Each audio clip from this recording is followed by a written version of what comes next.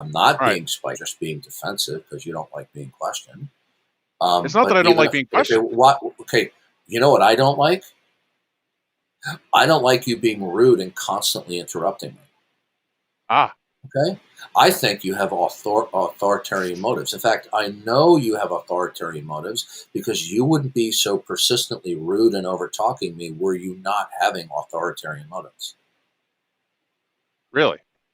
So why do you have these authoritarian motives? Because I don't like catch-22s, man.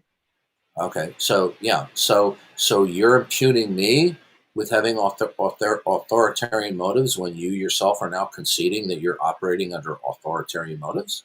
Why is it My okay for you to be have operating under authoritarian motives but not me? Do you know what authoritarian mode means? Yeah, can you answer my question instead of evading for the umpteenth time? Because my patience is really going thin with your idiocy. It's not idiocy. It's I'm Okay, trying to okay, be truthful here. all right, we're done. You're a moron. You're wasting my time. George Really, really Dawkins. dumb. Yeah, go That ahead. was a pretty long tangent.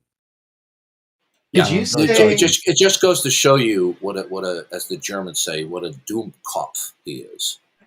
Did you say? You gave a couple like nicknames or characterizations of Satan. Did you say God of the Sage?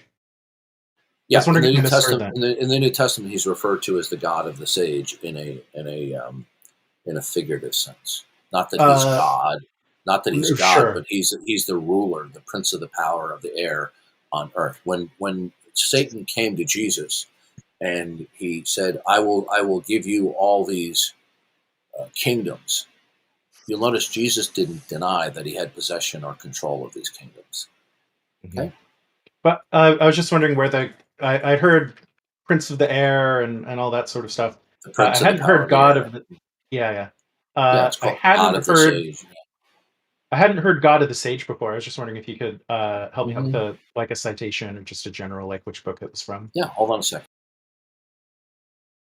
Just I'm for already bored, curiosity's sake. Trev. That's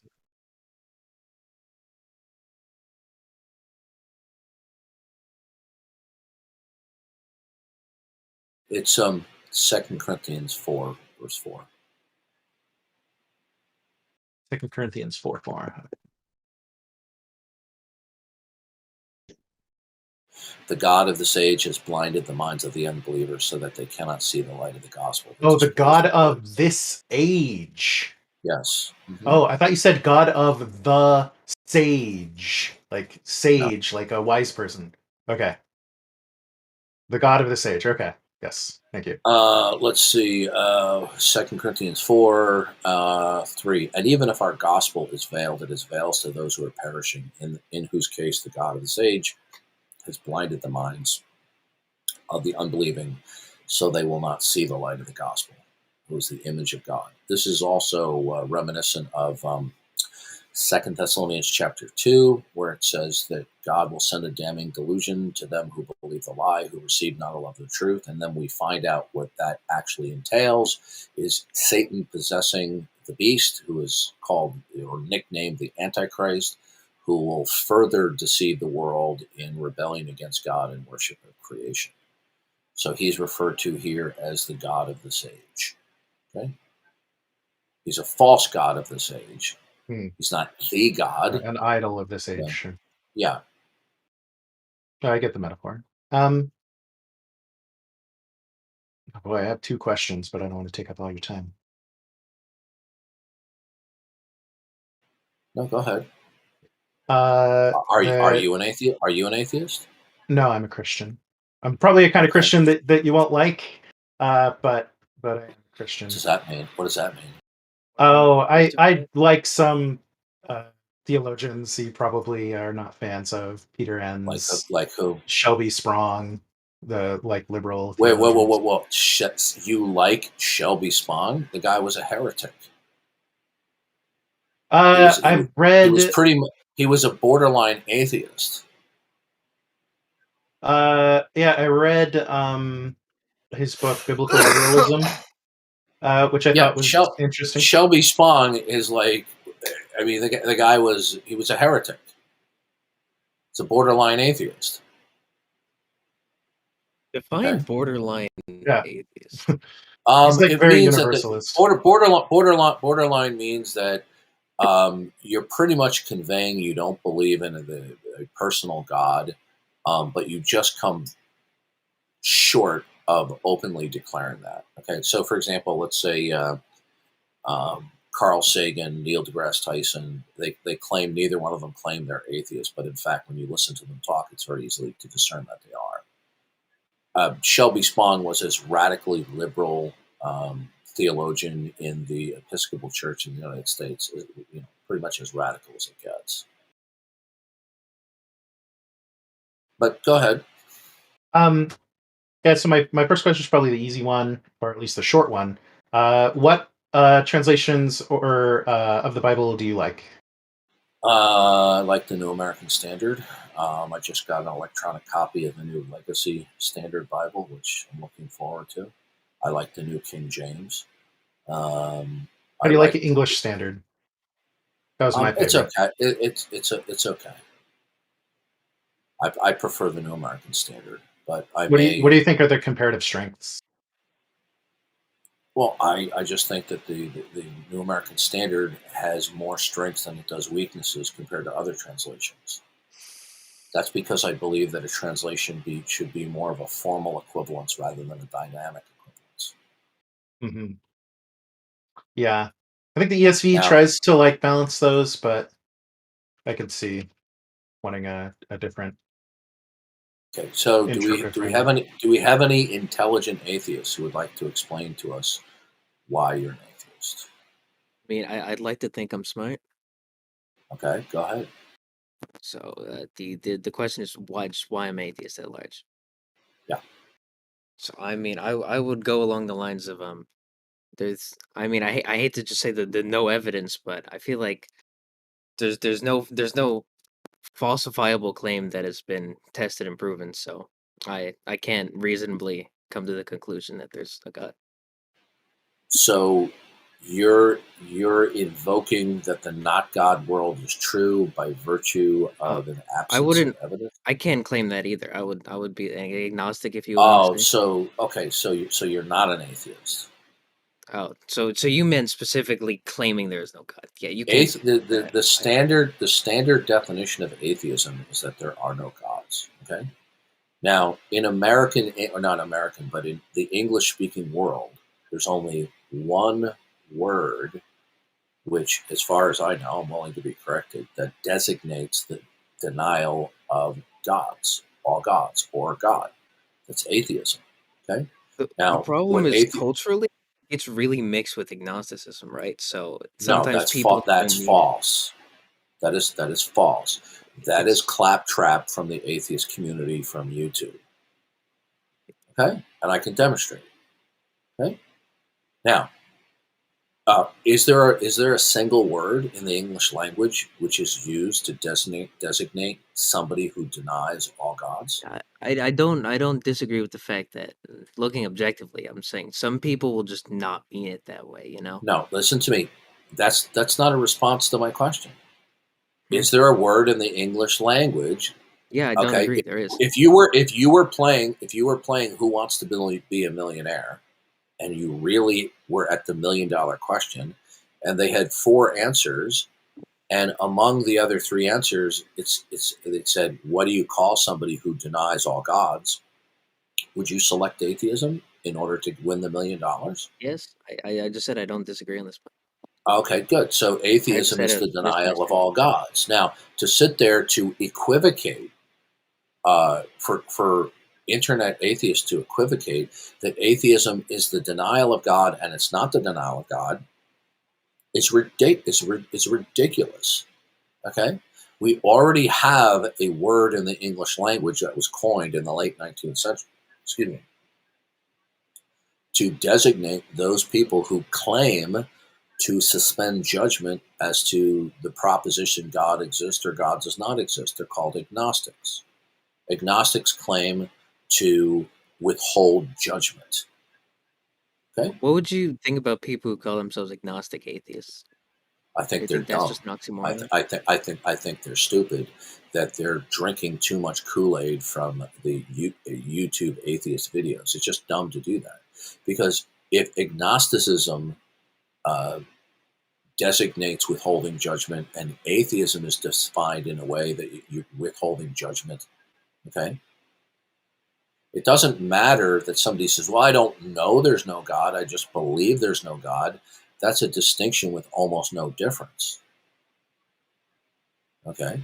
All you're saying is when you don't know there's a God, um, uh, is that you don't have a higher level of warrant and justification for your belief that God does not exist. So either you believe God does not exist with a lower form of warrant or justification, or you have none at all. So it's dumb atheists who call themselves agnostic atheists. There's two responses to the question of God's existence. You can affirm and you can deny. Withholding judgment is not an answer to the question. It's claiming to withhold judgment. Okay? See, what I would argue is you can say you're agnostic in the terms of a God in the most loose of terms, right? Just something. But I would call myself an atheist in relation to your claim, because I feel Okay. like Christianity, Islam, and the likes make falsifiable claims that haven't been proven. Like there have been Oh well, interactions look, that I look, can't look, look, look. confirm. You don't want to wield the falsification criterion. Okay, that's going to be philosophically dangerous for you. See, this is another cliche routine that atheists pass on to one another. It's not wise. Okay, I mean, if you want to do it, I'm prepared for it. Okay, now, so is it your? Do you believe that all the facts that you're acquainted with? Oh, my headset went out. Hold on.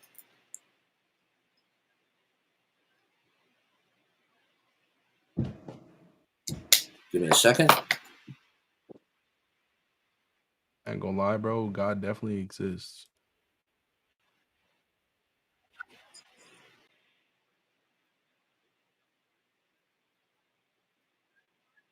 Hey, is Darth Dawkins live on stream? Give me a second here.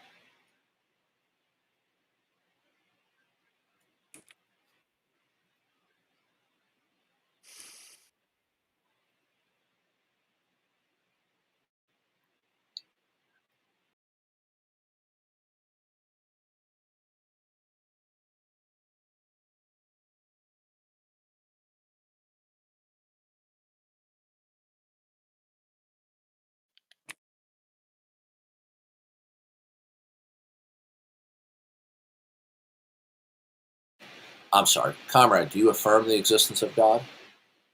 No, Okay. Do you deny the existence of God?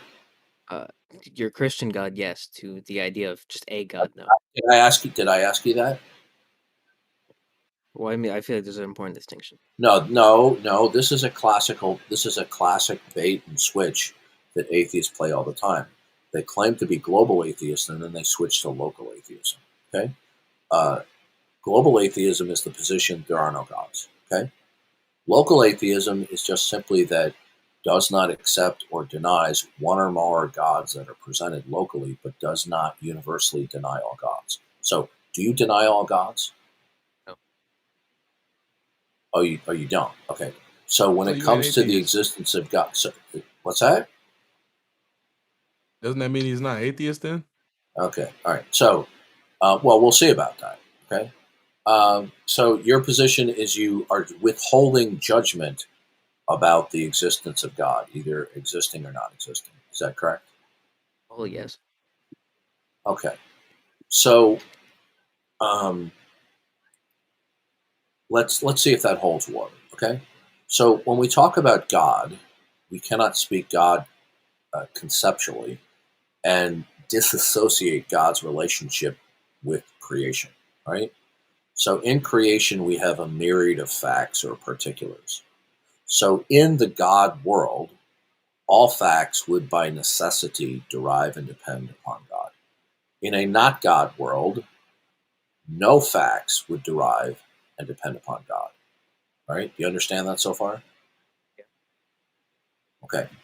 So, do you believe, not asking if you know, do you believe that all the facts that you're acquainted with necessitate referencing and deriving and depending upon God? Do you believe that?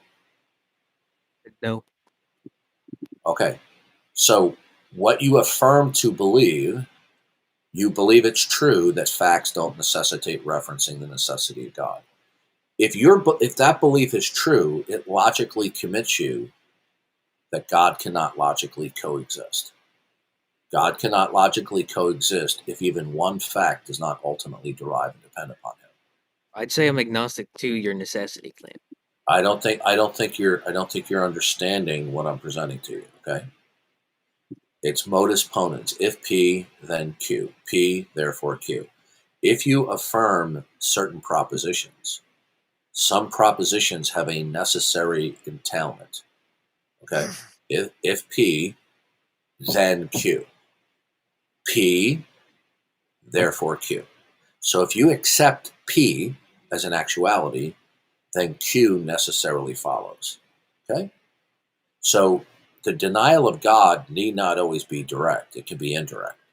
So do you believe that facts ultimately depend upon God? I'd say I'm agnostic to the necessity claim. I did that. No, can't when you either say way. it, listen carefully. If you're an agnostic, it means you don't possess a positive belief that all facts depend upon God, do you? No. Okay. So you do not believe facts necessitate deriving and depending upon God. Okay.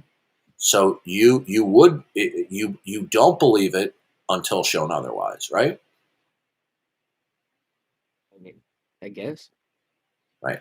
Okay. So what that means is that you believe in the independence of facts from God until shown otherwise, right? You believe mean- you do not listen. You do not believe that facts necessitate deriving from God.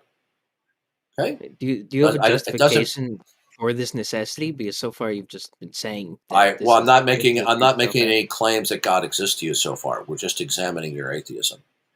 I'm trying to walk you through this step by step because this is where we have to educate atheists day in and day out that they claim to be atheists, but then they turn around and they want to claim that they're withholding judgment. But then when we ask them certain precise questions, it turns out what they do affirm logically commits them to the non-existence of God. Can God logically coexist in a world where even one fact does not ultimately derive and depend upon God? You said everything either necessarily Okay. Do you depends need on me to God or repeat? it doesn't. And this That's right. you made this dichotomy, but It's a true dichotomy. yes, but I'm agnostic on the fact. There's Okay, you're not getting this. Okay, this is the typical cliched response. Okay, you're not focusing on what I'm saying to you, right? Because you're looking for an escape tunnel, right? You don't want to face the implications of what you have affirmed. That's why I'm walking you through this. Now, if there is a fact or a particular in existence, and it exists with independence from God, that it does not necessitate deriving, depending upon God. And if that belief is true, then God cannot logically coexist in that world if that fact exists with independence from God. Do you understand that?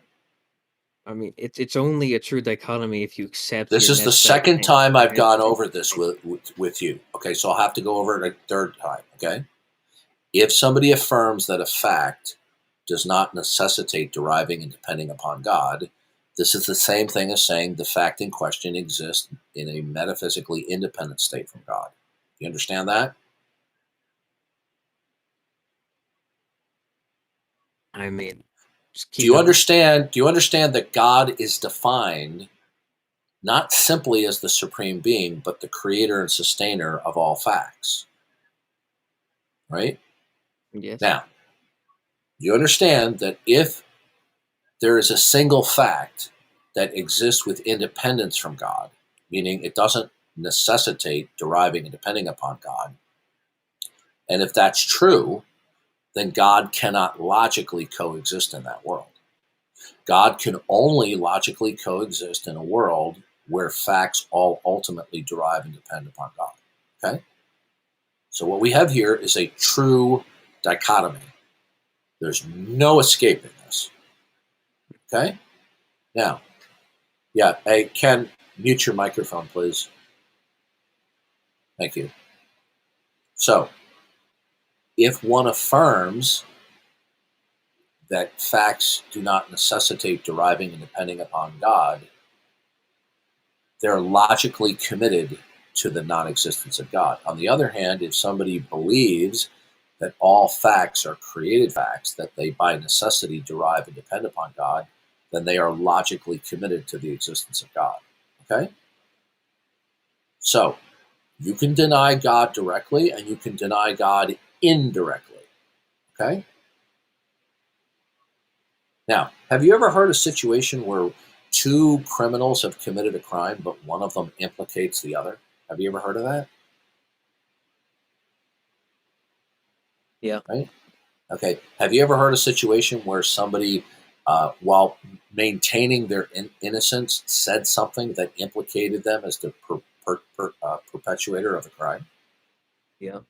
Well, once you say, I believe not that facts depend upon God, you have implicated yourself in the logical not coexistence of God.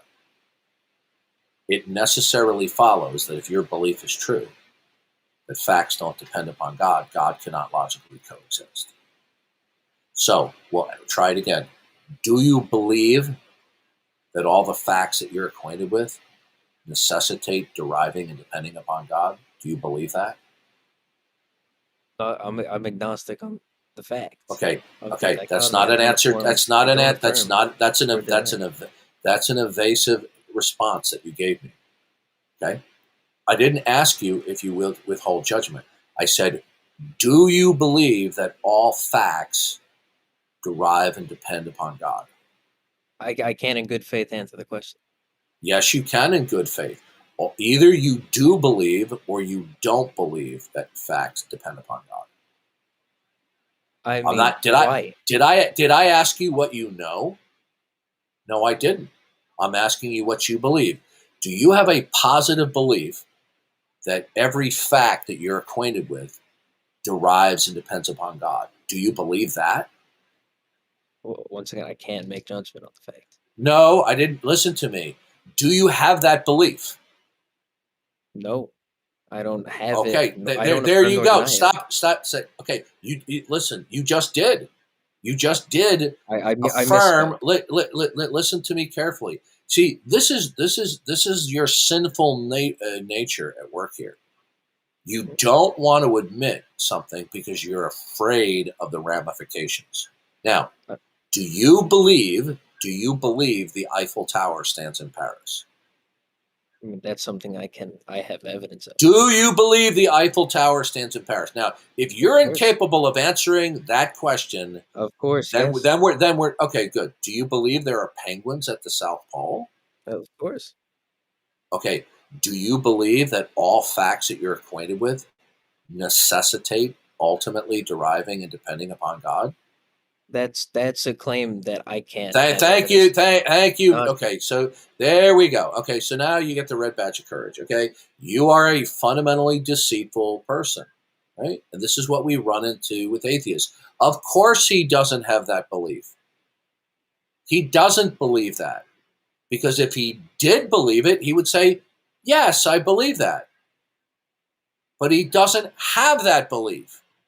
Do you have that belief that facts depend upon God? The answer would be no. But you don't want to admit the obvious. So you want to sit there and play this game. Oh, I'm agnostic. I didn't ask you if you were agnostic. I said, do you have this belief? Okay? Let's try it again. Did he leave? No, he just got packed out of here by the truth. He's still here. Okay. Yeah. Do you possess the following belief in your head, in your skull? And that belief would constitute that facts by necessity depend upon God. Do you possess that belief? I mean, this is the impasse. Okay, get the hell out of my room. Get this dumb atheist out of here, man. Yeah, this is because He doesn't want to admit that because he knows that I already explained to him the ramifications. That if he believes that facts do not depend upon God, that commits him to the denial of God. Right? It's just what it is, man. These dumb atheists don't know how to cope. Well, it's not that he was dumb. It's just that he's fundamentally dishonest, and this is a problem that we encounter with a great many atheists. Okay, it's either they're dumb or they're just purposely being deceitful. Just give me a second. Probably Here, purposely being deceitful. they're Saying purposely being deceitful, dishonest. Okay, he doesn't have that belief. Now, everybody in this room knows. I mean, if you have a basic working brain, unless you're a Hillary Clinton supporter or registered Democrat, that Democrats.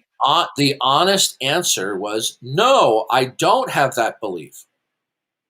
But he didn't want to admit what everybody knew was true, that the answer was no, I don't have that belief, because he was afraid of the implications and ramifications that would come from truthfully answering the question. He knew what would happen. So he was committed. I don't need a running commentary, okay? He doesn't. He would. Did you hear I said I don't need a running commentary?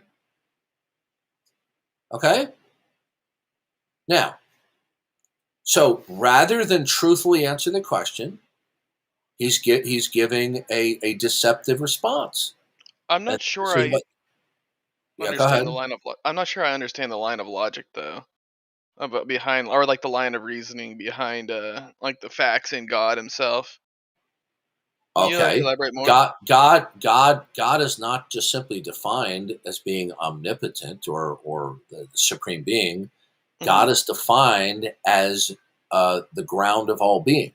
It's called the creator-creature distinction. Now, if God is defined in such a way that he's not ultimate, that he is the source and basis of all facts, then we're not talking about God. We're talking about a creature that would be subject to one or more parameters which would encapsulate everything, okay? As opposed to everything derives and depends upon God. Everything would be subject to God, okay? Yeah, because the way like I was thinking of it, like the first thing that came to mind was like the Greek pantheon. Take Poseidon for example. The oceans existed before Poseidon was born and crowned ruler of the seas. But then, of course, taking the mantle of responsibility over the oceans, he had power over it, even though he existed before him, or all like of these even without him. gods, all of those gods, including Zeus, are temporal in nature. They're contingent. They derive from chaos. You can look it up in mythology. Okay? Oh, I know. So the bottom line here is if we talk and conceptualize God and we leave out that there is a direct relationship, not only in the past but in the present, where all facts derive and depend upon God, by necessity they derive and depend upon God. If we casually leave that out, we will be mischaracterizing or misconceptualizing when we talk about what the word God is. Okay? Agreed. So what atheists want to do is they either purposely or inadvertently misconceptualize God, and that way they reason to themselves that they can be neutral toward God like they can be neutral about gold on the surface of Mars. But unfortunately, gold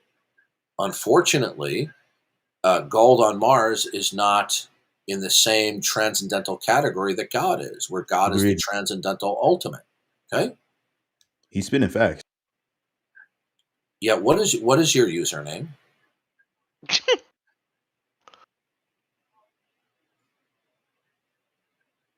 think the running commentator might be Zach at the bottom there. Okay, good. You just earned a ban. Do you want me to give him the role? Yeah. Yo, are you talking to me? I just got here. Yeah, no, not you. Give him the ban. Okay. No, I am Zach. I'm not the guy who was doing that. Yeah, nice voice change. What do you mean voice change? No, it wasn't Zach. It wasn't him. Literally It was muted. somebody else. It was the other guy. What's his name? MPX or whatever his name is. Yeah, I think it's a bit ridiculous when we have other mods in the room where I have to mod for these morons, right? When I'm in here talking, I shouldn't have to have that happen if you mods are in here. You should be doing your job. Okay. Okay. So the fact of the matter is that last guy was a dishonest piece of garbage. He made it painfully obvious that he was stiff-necked and stubborn, and he wasn't going to admit what everybody knew was true, that he did not believe that all facts necessitate and derive from God. He didn't want to admit what was painfully obvious because he knew then it would be incumbent upon him to provide a rationale why there is no God or there's no gods. But you see, if he was really sincere in that he was withholding judgment from God, then why call yourself an atheist? When everybody knows that atheism has quite a long history, at least within the last couple of 100 years, as referring to those who deny God. If you're not affirming God and you're not denying God and you're claiming to withhold judgment, we have a perfectly good word in the English language which makes the claim that they're withholding judgment, and that's agnosticism. Okay? But they choose not to call themselves agnostics. Well, why? It's because they know damn well what the word atheism know the truth. means. Okay? No, it's just that many atheists are just fun. They're simply dishonest, right?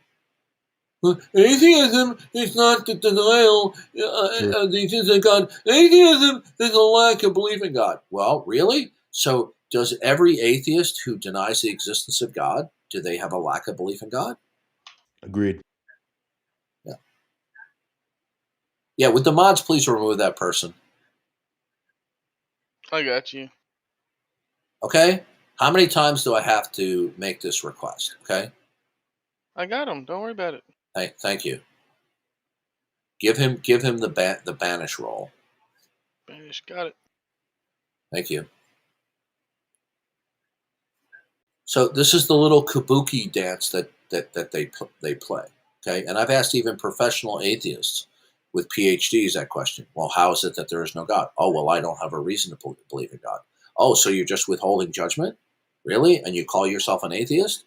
How embarrassing for the atheists out there in the world who simply won't be honest about what their position is. Okay, the floor is open if anybody wants to comment. Anyone? Do we have any other atheists in here who are bold enough to explain their atheism?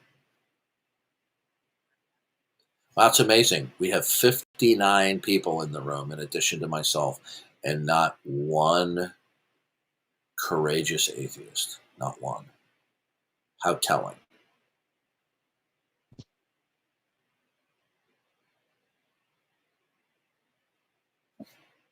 Any atheists? Now, you know what's amazing? We have 60 people in the room, and I was in the religion room earlier today, and all hell broke loose when I was conversing with somebody because the cockroach hecklers and trolls came out of the woodwork because they knew I couldn't mute. But what's amazing is we don't have those cockroaches coming out of the woodwork when we have 60 people in this room. Could somebody explain me why? Has this room been sprayed with Raid? Has the room been covered by an exterminator that we don't have those cockroaches? Oh, they might still be here. Well, They're then, here. They're just quiet because you're here. Well. What is the evidence that the cockroaches are here? Because if I they're don't. here, why aren't they seen? Why aren't they heckling? That's a good question. That's also Yeah. That's like saying there's a man at the door. Really? Yeah. Yeah. Go answer the front door. Well, why? Because there's a man at your door. Why do you say that? Well, it just is. Okay. It just goes to show you. It just goes to show you what utter scumbags they are, that when there's no consequences, they'll be drive-by, hecklers. But when they can't get away with it here, they're silent. I believe Isn't that that there's amazing? I believe that there's an old Bible verse saying that like the flea shall, or like the wicked shall flee at the sight of like the holy, Yeah. or the righteous, I should say. The righteous will stand, but the wicked will flee. Okay. Well, I see that we have Veckel in here. Veckel, isn't it amazing? We can't find any mature, intelligent atheists to discuss their atheism. It's amazing. They're on the run. They're waving the white flag. Would Right? you consider agnosticism atheism? Agnosticism is a claim to withholding judgment from God, but in actuality, it is denying God indirectly. Because all I have to do is ask an agnostic, do you possess a belief that all facts necessitate deriving depending upon God? And if they're honest, they will have to say no, because they suspend judgment on the proposition whether God exists or God does not exist. Right. So the lack of complete acceptance towards God is therefore atheism. Yeah. What I'm showing is that agnosticism is not what it claims to be. Okay. Mm-hmm. You know, like when Joe Biden claims he can be trusted with little children around him, he's not to be believed. When atheism, yeah, go ahead. Agnosticism claims to not know the answer. I think that's okay. valid. Would you like to hear what the inventor of the term said? Sure. Give me. Okie dokie.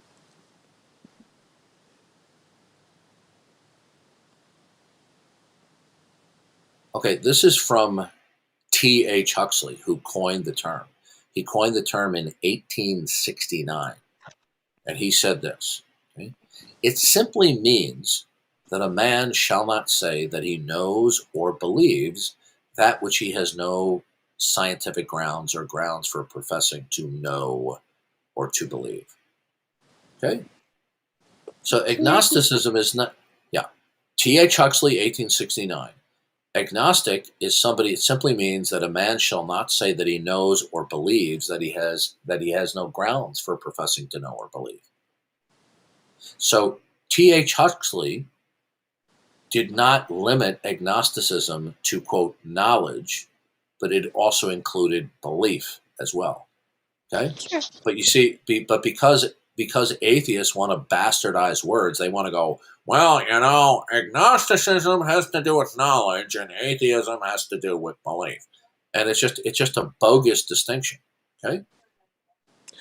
Can they both have to do with like knowledge and belief, but like believe different things? Right. Well, when we look at the professional reference works literature, atheism is uniformly defined as that they're the disbelief and denial of all God.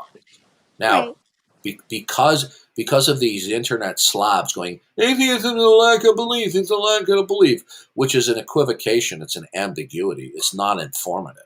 Okay, so it's really ridiculous why some dictionaries have included it. Okay, now, so the bottom line is atheism is best understood in order to avoid confusion. That's the reason why we have words, so we can avoid confusion, right? So atheism is the position there are no gods. Theism is the position that there's at least one God. Agnosticism is the claim, not the actuality, but the claim to withholding judgment as to either the existence or non-existence of God. Okay. But that claim doesn't hold water upon a transcendental analysis when we start bringing the issue of facts and their relationship to God or not God. Okay. That's why that kid. Yeah, go ahead. So to you, an agnostic is intrinsically like wrong because you hold the belief in like Yahweh? Well, my position is that anything that does not believe in God, okay, if you don't believe in God, which God? Yeah. The God of the Bible. Which? Okay. Okay, and the God of the Bible is the only viable candidate for God. Okay, because the God of the Bible is the only one that has all great making properties. He's the only God in human history that has the characteristic that we could ascribe as ultimate. Not even Allah and Islam measures up to that standard. That's to you, though. There are other people who believe in gods who are like greater than Earth and have done What you greater just than said is that. wait a minute. That response is really not informative, because all you're just simply saying is you believe that. Well, yeah, aren't you telling me the obvious? And then when you tell me, well, there are people you disagree with, yeah, isn't that obvious? Of course. So What I'm saying is that because there are people who disagree with you, and there are people who have just as much ammo to believe that their God is intrinsically better than your God. Oh, do you believe that? Do I believe that my God is Do you better believe than what your you God? do? No, you said there are other people who have different creator God concepts, and they have just as much ammo. Do you believe that? I do. Okay, now here's the problem with what you just said. What you have espoused is called pluralism. Okay, the only way that you could object to the What's up, exclusive brother man? claims, with the mods, remove that guy, give him the banish roll. Okay, now the mistake that you've made, which is common, right, is that the exclusive claims of the character or property set of the Christian God are rendered superfluous because there are other God claims that can equalize that. Now, are you challenging the exclusive, unique character set of the God of the Bible being ultimate because of the God you believe in? Pardon? Are you challenging that the Christian God exclusively has the necessary attributes to be categorized as ultimate? Are you challenging that? Yeah. Okay. Are you challenging it with your God? No. Okay. So the problem now is you are now appealing to other God worlds that you don't hold to. Yeah. Why is that a Now, problem? so why? Because all those other worldviews that are not your own are false from your perspective. They Why? couldn't Why? Is because everybody has a worldview, and they reason that worldview is true. Any other worldview that is not your own from your perspective will be necessarily false. Right. Yes. Do you understand the nature of worldviews? If I hold to worldview A, okay, and there's worldviews B through Z, okay, they're all categorized as worldview not A. If I am reasoning out of worldview A, and that worldview A is the one and true worldview, it means it's exclusively the only true worldview. As a result, any other worldview that constitutes not A, from my perspective, I will have to conclude that they are false. If I am living under the umbrella of agnosticism. Okay, do you listen to me? I don't think you understood what I just said. If I hold to the Christian worldview, okay, then any other worldview out there, I could never say it could have an equal standing in terms of a character or property set. Okay, because in the Christian worldview, it considers all other worldviews as false. They don't exist. They don't actually ontologically exist. They exist in the minds of people, but they're not real. So, every other worldview. Well, listen. Let me explain it to you. Okay. So every other worldview, from my perspective, that is not the Christian worldview, I have to conclude that they are false. Now, you are holding to another worldview that is not the Christian worldview, but you are espousing that there are other contending worldviews out there that can have can equally be the one true worldview. But if you say that contradicts your worldview. Why? If I hold to because you're not that's not a worldview. Why not? If a Christian worldview because you're not understanding. Agnosticism is not a worldview. Agnosticism is a claim to withhold judgment, but you can't withhold judgment when it comes to God. We only have two worldviews. We have the God worldview and the not God worldview. Now, if you want to say that there are other God worldviews that are equal contenders, right? This is fallacious because only one worldview can be true. Okay? So when you are speaking, every propositional truth that comes out of your mouth derives and depends from your perspective on your worldview. Otherwise, if a proposition derives and depends upon another worldview that is not your own, because of your worldview, you have to conclude that it is false. I think that people's worldviews are continuously bending and flexing and changing. Okay, you're not understanding. You're not understanding a word I just said. All worldview. Listen, we're going to go back to square one. Wait. A worldview. Okay, listen. Are you educated on this subject? The subject of agnosticism. Have you read anything on worldviews? Sorry, or no. you just okay? Well, why don't you listen a little bit more? Okay, a worldview. Can you define for me what a worldview is? When I hear the word worldview, I think of differentiating perspectives. No, that's not what a worldview is. No, a worldview is your entire collection or set of interconnected and interrelated beliefs that are unified. And usually there's something concrete that unifies them. It's kind of like either a spider's web or a jigsaw puzzle. Okay? Now, so whatever propositions are deemed to be true that are spoken of out of a worldview, they will derive and depend upon that worldview for their truthfulness. Okay? So if we have a person who has worldview A and another person has a worldview not A, their respective worldviews are mutually exclusive and contradictory. Okay? Do you understand that before I move on? Okay. Well, can I repeat what I heard? Do you understand that all worldviews, all worldviews are mutually exclusive and mutually contradicting each other? No, I don't see Okay, then you're not understanding, because a worldview is all-encompassing. Okay? A worldview is not the same thing as an ideology. A worldview is the total set of your interconnected and interrelated beliefs, and they are unified. Can two people's worldviews be like the same? Not the same, but like can fragments of people's worldviews be the same? No. Why? No, because whatever fundamentally grounds that worldview would be different. Okay?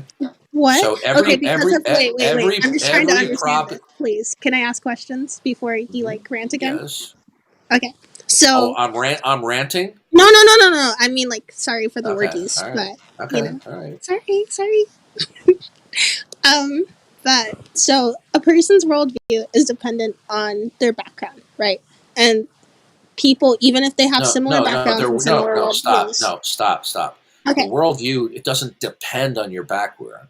Your worldview is your entire set of interconnected and interrelated beliefs that are unified. Okay? And there's something that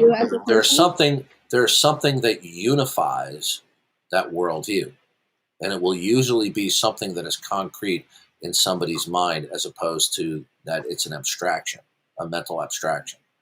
So a worldview is your entire collection. Whatever is rudimentary or foundational to that worldview, every proposition within the worldview, every truth statement, will derive and depend upon that worldview and in virtue of what is fundamental to everything in that worldview. Okay? So, for example, if I say the sky is blue as a Christian theist, and an atheist says the sky is blue, superficially we sound like we're making the same statement. But implicit in our worldview is the following statements. The sky is blue because God created and sustains the world. But the atheist position would be the sky is blue in virtue of not God. Yeah. So once we understand the implicit frame of reference, it turns out that the propositions in questions are mutually exclusive. They're contradictory. Okay, so can someone be concrete in their knowledge of not knowing? When we're talking about concrete, we're talking about something that is it is real and not just simply a mental abstraction. Okay, so for example, in the God world, in where God is creator, God is a concrete entity rather than a mental abstraction that unifies all of the particulars. God, since he's the creator and sustainer of all the particulars, and he's real, that's why we say he's concrete. Now, if we have a worldview where we just have a collection of particulars, but they're not instituted and secured by something that is concrete, singular, then the unification just takes place in the mind. Okay? There's nothing concretely unifying it other than the mind. Okay? Now, the point is this. All worldviews are mutually exclusive. Now, we could have two people who have the same worldview who have differing subsets of beliefs within the respective worldview. For example, I'm a Christian who believes that when Jesus Christ comes again, he will set up the millennial kingdom. There are other Christians who believe that the millennial kingdom was figurative, and when he comes again, it'll be judgment day, and then he'll recreate the world. So two people can have the same worldview, but have differing or even contradictory sub-propositions within the same worldview. But that's not what we're talking about. Okay. What we're talking about, that all worldviews that are distinct from other worldviews are mutually exclusive and contradictory to every other worldview. Okay. This is not controversial. Okay. So okay, now, so when you tell me that there are other viable God worldviews out there, you are not saying that it is your worldview. Okay, but you see, you don't have that God worldview. So you are putting on the table, in order to say that the Christian God is not exclusive and indispensable because there are no other options, you're saying, no, there are these other God world options. All right. But unfortunately, what you don't realize is that it's a contradiction to whatever your worldview is. The only way that you can logically and coherently attempt to say that the Christian worldview is not indispensable, in that it is the last man standing, you would have to present your worldview. If you present another worldview that is not your own, then that worldview that you're presenting is by default contradictory to your worldview. If my worldview is that the worldviews of others are valid, why do I need That's That's logically why? incoherent. Why? Because listen, all worldviews are mutually contradictory by default. Why? If I don't accept that? Because let's say we have a worldview A, okay? And worldview A just simply consists that there are only two red marbles. That's it. Okay? Two red marbles. There's nothing else. Now, worldview B comes along, okay? And its view, okay, and I'm simplifying this for the sake of illustration, right? So talk about your marbles. worldview B comes along and says there's only green marbles. There's only two green marbles. That's it.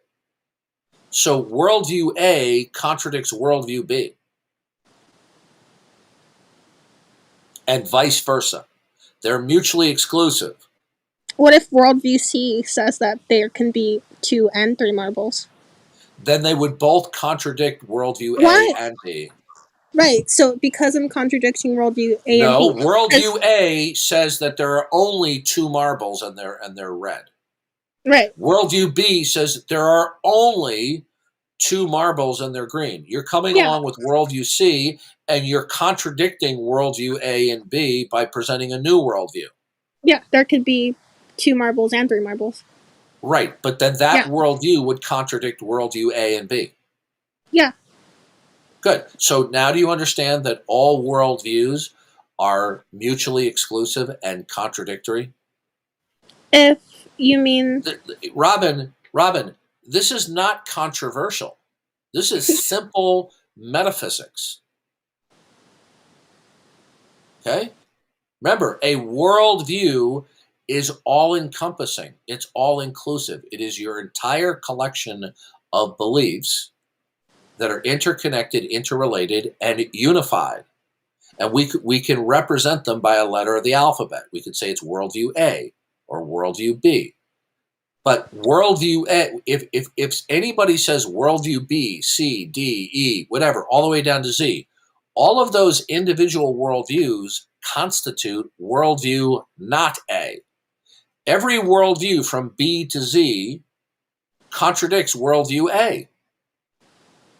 Worldview B contradicts worldview A and worldview C, D, E, F, G, all the way to Z. So every worldview represented by a letter of the alphabet contradicts every other worldview out there represented by letters of the alphabet other than its own. Okay? So when you say that the Christian worldview is not the sole contender, that it is indispensable for reason, for truth, and intelligibility, and that God is the foundation of that all, and that there's another worldview or another God worldview that is a potentiality, it's potentially real, and is a potential competitor. Well, the only way that you could escape incoherency would be to attempt to say, this is my worldview. The reason why the Christian worldview is not exclusive is because of my worldview and my God. But once you start talking about other people's worldviews that are not yours, those worldviews contradict your worldview. So it is a logical incoherency to invoke those worldviews other than your own. We can invoke them to talk about them conceptually, but you cannot offer them as a potential actuality, as a real contender. You can only offer your worldview, because if you don't and you invoke other worldviews, that's called worldview body doubles, or we could call it pluralism. What would you consider an atheist worldview? An atheist worldview is that where there are one or more particulars, each of which, or 2 or more particulars, all of which exist independently and non-derivatively from God. Okay, can you say that in stupid people terms? Yeah, it means that they believe that all things exist without the necessity of deriving and depending upon God. It's called a not God worldview. Now, are there different flavors of atheism? Yes. Just like we have ice cream, and then we have different flavors of ice cream. There are different flavors of atheism, but what they all have in common is it is a universal negative, okay? Or that all the facts that they're acquainted with do not necessitate depending and deriving upon God. So the God world is a universal declaration in that God is the necessary source and current basis of why anything at all exists. It's a universal statement. Atheism is a universal. All facts I'm acquainted with do not necessitate deriving from God. So the God world and the not God world are both universal declarations. Okay, so saying that does not necessitate. Yes, because God, by definition, Mm-hmm. he's defined as being the necessary precondition. You will Right. either And you like will the Supreme either God. you will either affirm that or you will deny it directly or indirectly. If you deny it indirectly, it makes no difference that it's an indirect denial because it's still a denial.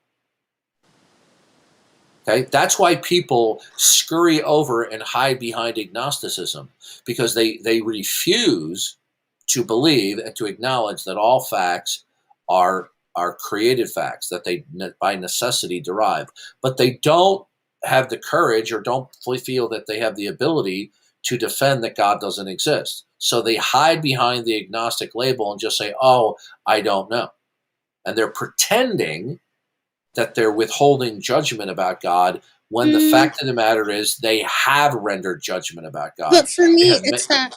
Sorry. For That's me, all it's right. that Go ahead. nobody has ever proven or disproven like the existence of God. That's Okay. Yeah. You're claiming that you are withholding judgment. Okay. This is a claim. Well, let's see if that holds water. Can you explain your necessity claim a little again? I really don't get it.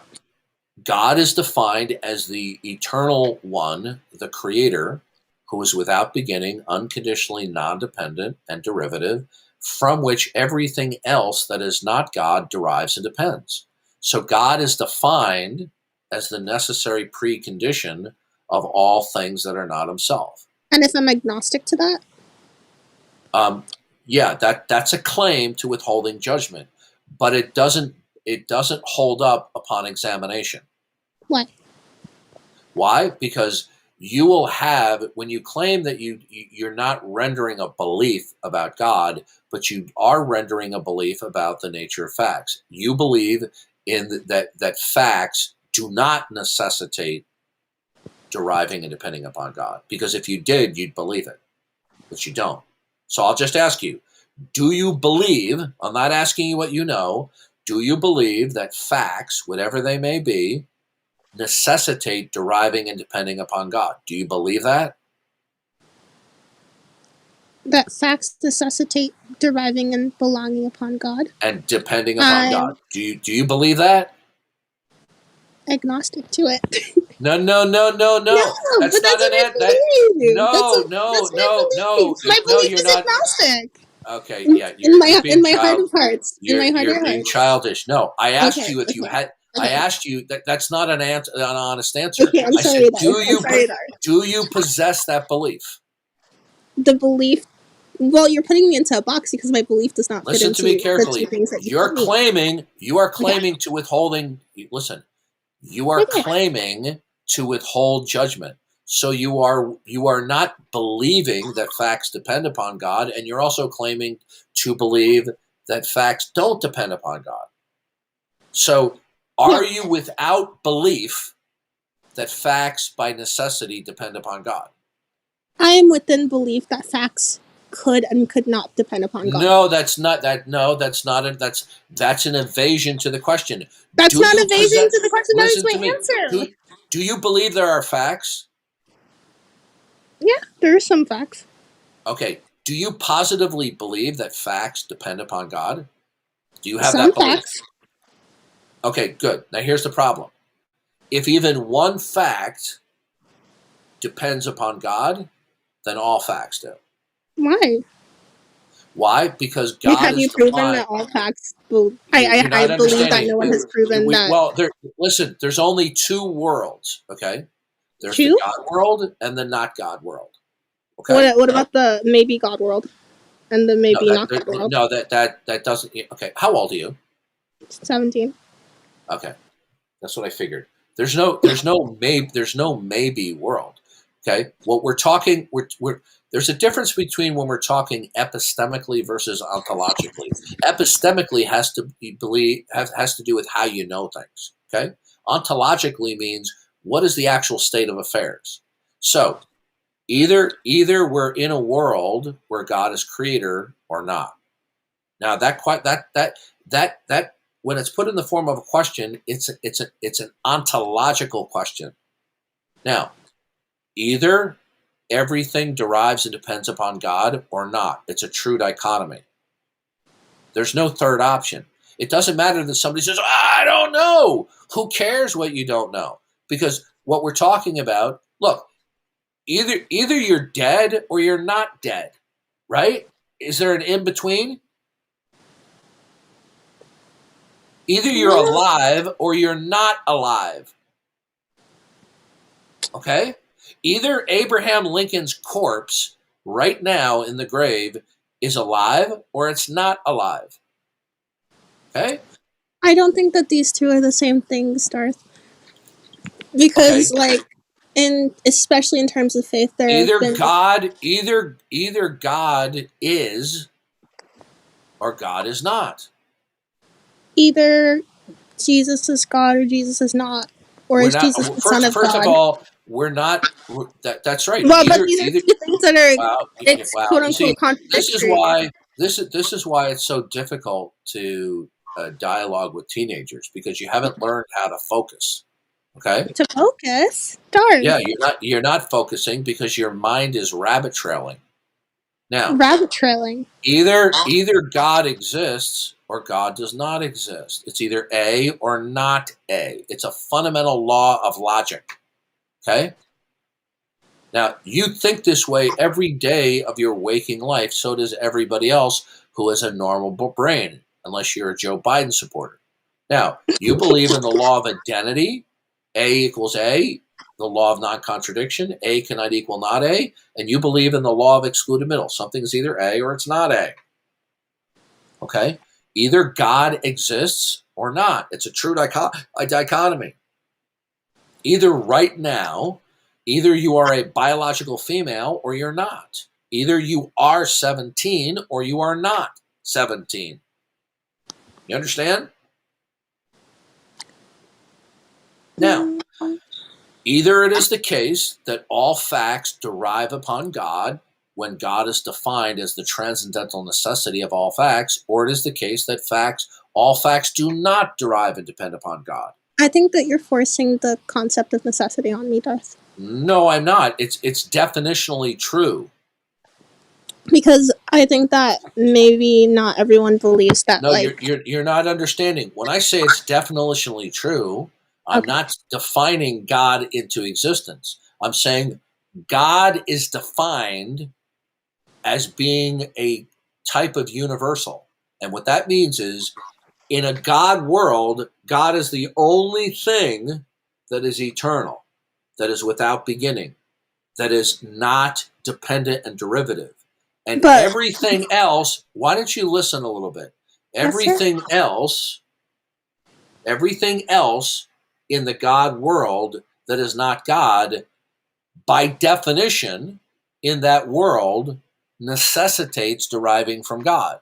Now, you can choose not to believe in that world as actual, but what you're not at liberty of doing is rejecting the definition, because it's completely uncontroversial. Okay? Now, if you want to talk about something that's God, that is not the source of all facts, right, then we're no longer talking about God. We're just talking about a final boss of the universe that's really, really powerful and is going to get you if you don't love him. But when we're talking about God in Western civilization with a capital G, we're referring to the supreme being and the creator of all things that are not himself. Okay? It's definitionally true. You're not at liberty to object to it. You're at liberty to say, I don't believe that definitional scenario is actually ontologically true. Okay? So, either I'm saying that I am agnostic to the belief that you need necessity, right? To you, right. God is this ontological. Here's the problem. Here's the problem. Can I go a little bit? Here's the problem, which you're not understanding. When you're trying to claim agnosticism, okay, I'm not asking you, okay, that question. I'm asking you, do you possess a dog in your house? I think you're more so asking, could I Do you possess have a dog in your house?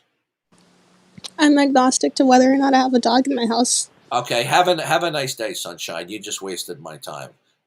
Okay. Hi. Yeah, that's what we got. Well, so you know what? It became clear to me. I was suspecting it for quite a while. Well, we have a little 17-year-old girl who's a little troll. Hi, Darth Dawkins. How are you? Yeah, go ahead. Okay, Donald Trump, Antichrist, yay or nay? Nay. Everybody knows that Hillary Clinton is the Antichrist. He's running in 2024, so you got a point. Oh there, yeah, Darth. I know. I can't wait. I can't wait for the rapture. So I can build those big old Tesla coils around my confound and smite blue helmets with the wrath of God.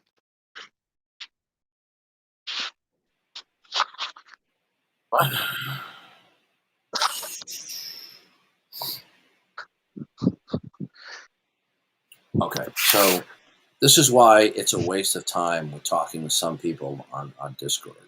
It's because they're purposely deceptive. They're purposely obtuse. And that's what she was doing, okay? You don't have to be a rocket surgeon to understand the scenario that I'm presenting. Either you have a belief that all facts derive and depend upon God, or you are without that belief. How many times did I ask her and she didn't want to answer the question, saying, no, I don't possess that belief. No, she just would go, oh, I'm agnostic. Okay. I do not have the belief that all knowledge is coming from God. Okay, so you believe that there are certain facts that don't necessitate deriving and depending upon God. My principle. That logically commits you, logically, mind you, that God cannot logically coexist if your belief is true. So you are an atheist. I am. Good. So how is it that God doesn't exist? Because I have never seen any evidence besides the Bible. There's not even evidence. Okay. One of those atheists. So we're going to go over this again. Okay. There are two worldviews. There's the God world and there's the not God world, right? It's a true dichotomy. Now, is it your position that the not God world is true solely on the grounds that the God world is unconvincing? Yes, that is completely true. He got me down to a T. Okay. That is the argumentum ad ignorantum fallacy. The argumentum ad ignorantum fallacy is more commonly referred to as the appeal to ignorance. That a given proposition is invoked to be true solely on the grounds that its negation is unconvincing. Let me May I repeat that respond to again. that? Okay, you can respond, but there's no disputing what I just said. I would have a corollary stating that if what you're saying is true, that this is an appeal to ignorance, then this is an appeal to ignorance for all different types of religion, and you would have no say. You're not focusing, sir. Listen carefully. Okay. I'm going to narrow down. Yeah. Is the not God world true solely on the grounds that its negation, which is the God world, is unconvincing? The not God world is true to me because no evidence of a God world exists. Hey, So, you're yes, not true. answering my question. So the not God world is true. Good. That's a fallacy. That is fallacious reasoning. What would you say to the Odin believer? You're not understanding here. Okay. First of all, Odin is within a not God world. Okay, because Odin is a junior deity that emerges from chaos. Okay, so you're not thinking clearly here. Okay. Okay. Now, your position is that the not God world is true because you don't have a reason to believe in the God world, right? That's correct. That is the argumentum ad ignorantum fallacy that I just explained to you. That a proposition, the not God world, is to be invoked as true solely on the grounds that it's negation, which is the God world, because you don't have a reason for it. That is a fallacy. That's called an appeal to ignorance. I hear you, and I think that if that is true, then that implies, or you are inferring. I'm not listen. I'm not going to evidence. keep on. I'm not going to keep on edumacating you. Okay. You have committed the argumentum ad ignorantum fallacy. It is an appeal to ignorance that a proposition is true solely on the grounds that it's negation, that you don't have a reason for it. That is a fallacy. There's no debating this, sir. You say fallacy, I say basis of knowledge. Okay, all right. You're an idiot, okay? Go away. See you later.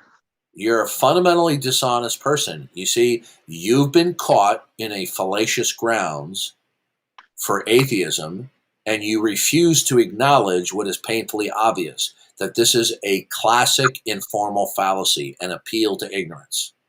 What if I told you, listen to me carefully, what if I told you I have a coin in my hand, right? I flipped the coin and I caught it without looking at it.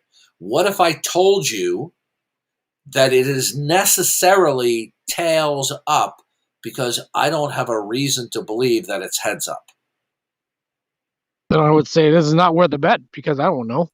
No, would that be an appeal to ignorance fallacy?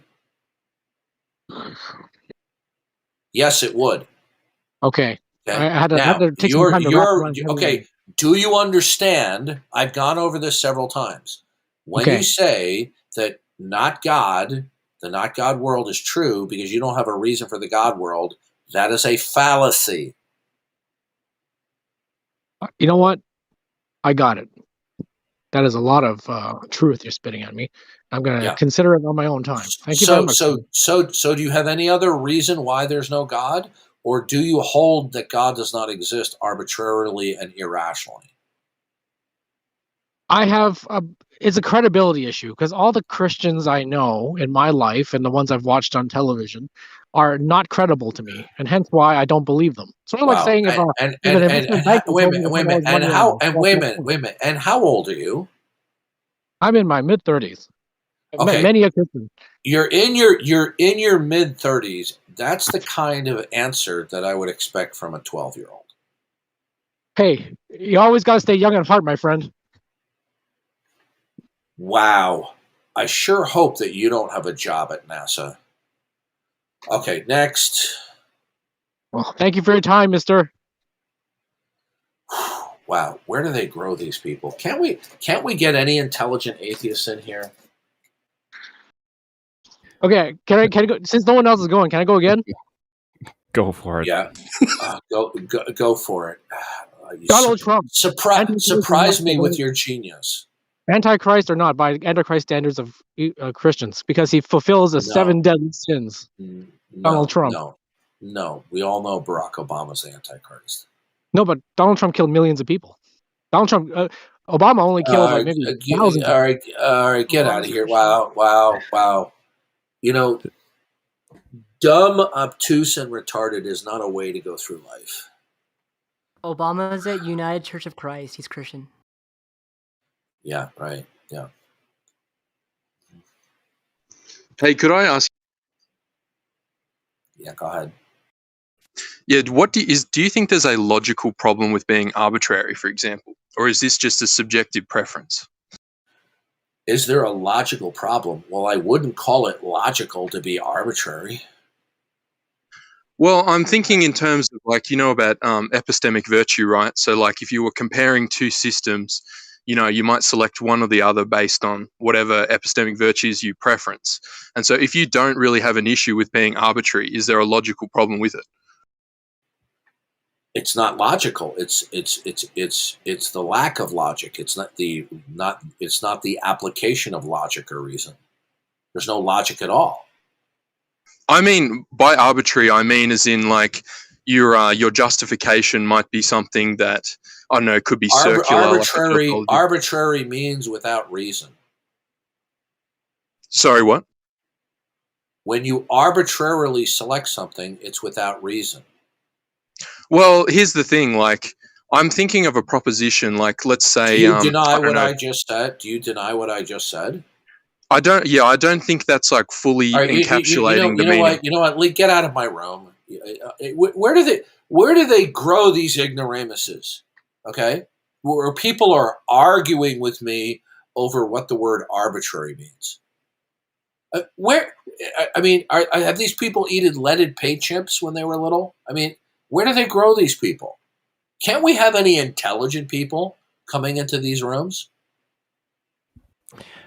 Hey, Darth.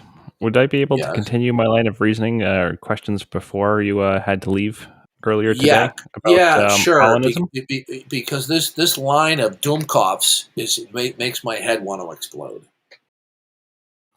I don't expect people to agree with me. I want there to be vigorous disagreement. But what I don't want are people who have had frontal lobotomies coming in here pretending that they're reasoning with me. Okay. So I will try my best. However, I can make no promises. So where we last left off, we were discussing God's omnipotence and omniscience in relation to free will. And then a kind of Molinist take on the perspective on those ideas about how God knows the truth of counterfactuals, and somehow we're approaching a resolution therein. But I wanted to push a little bit further on that point. Is that all right with you? Yeah, go ahead. Okay, so it seems intuitive to me, and I've done a bit more reading since we've spoken, that God created an initial world state. And if he's aware of the counterfactuals that may arise from that initial world state, he can understand the immediate next world state. So following through that line, he'd be able to repeatedly do this through simple deduction. He has a P, and it therefore implies Q, and is able to move from Q to S to T, etc. If that seems to be the case, you better consolidate this gobbledygook. Well, if that seems to be the case, if he's aware of the truth value of all counterfactuals, then how is it we have free will? It seems to collapse to determinism, in my view. No, we have the capacity to make free choices because God has made us to be like him. Well, if God is aware of what I would do in a certain circumstance and knows my heart and mind, as we've demonstrated earlier through him knowing whether I'm being genuine in my prayers or requests to him, would it not then follow he would know my action and the consequence of that action? God innately knowing what you will choose, and so what? Well, if that is true at all points in time, how would we describe that as a free decision? My life is life's path is fully set. Didn't I already go over this with you today? Well, I'm pushing on a different angle. You're adopting a slightly modified view from the perceptual model of foreknowledge, and you're adopting fatalism.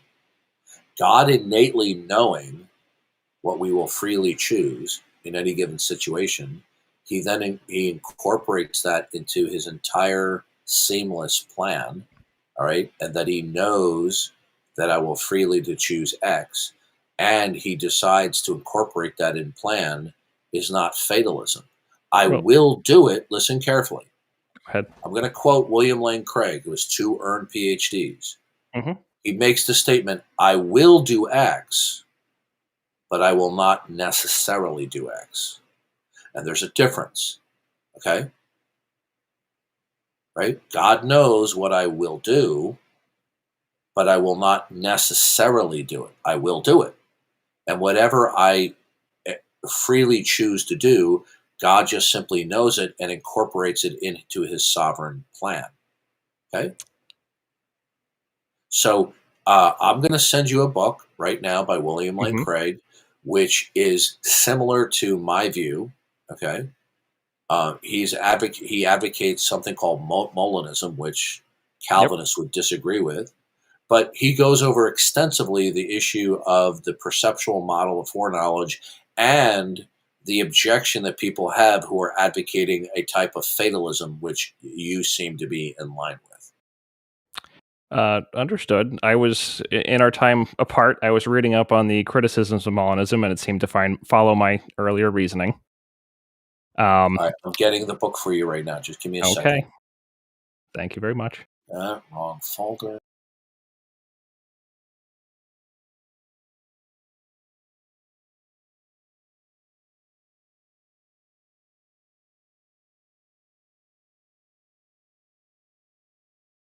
All right, read that book, and then it's not a long book; it's an easy read.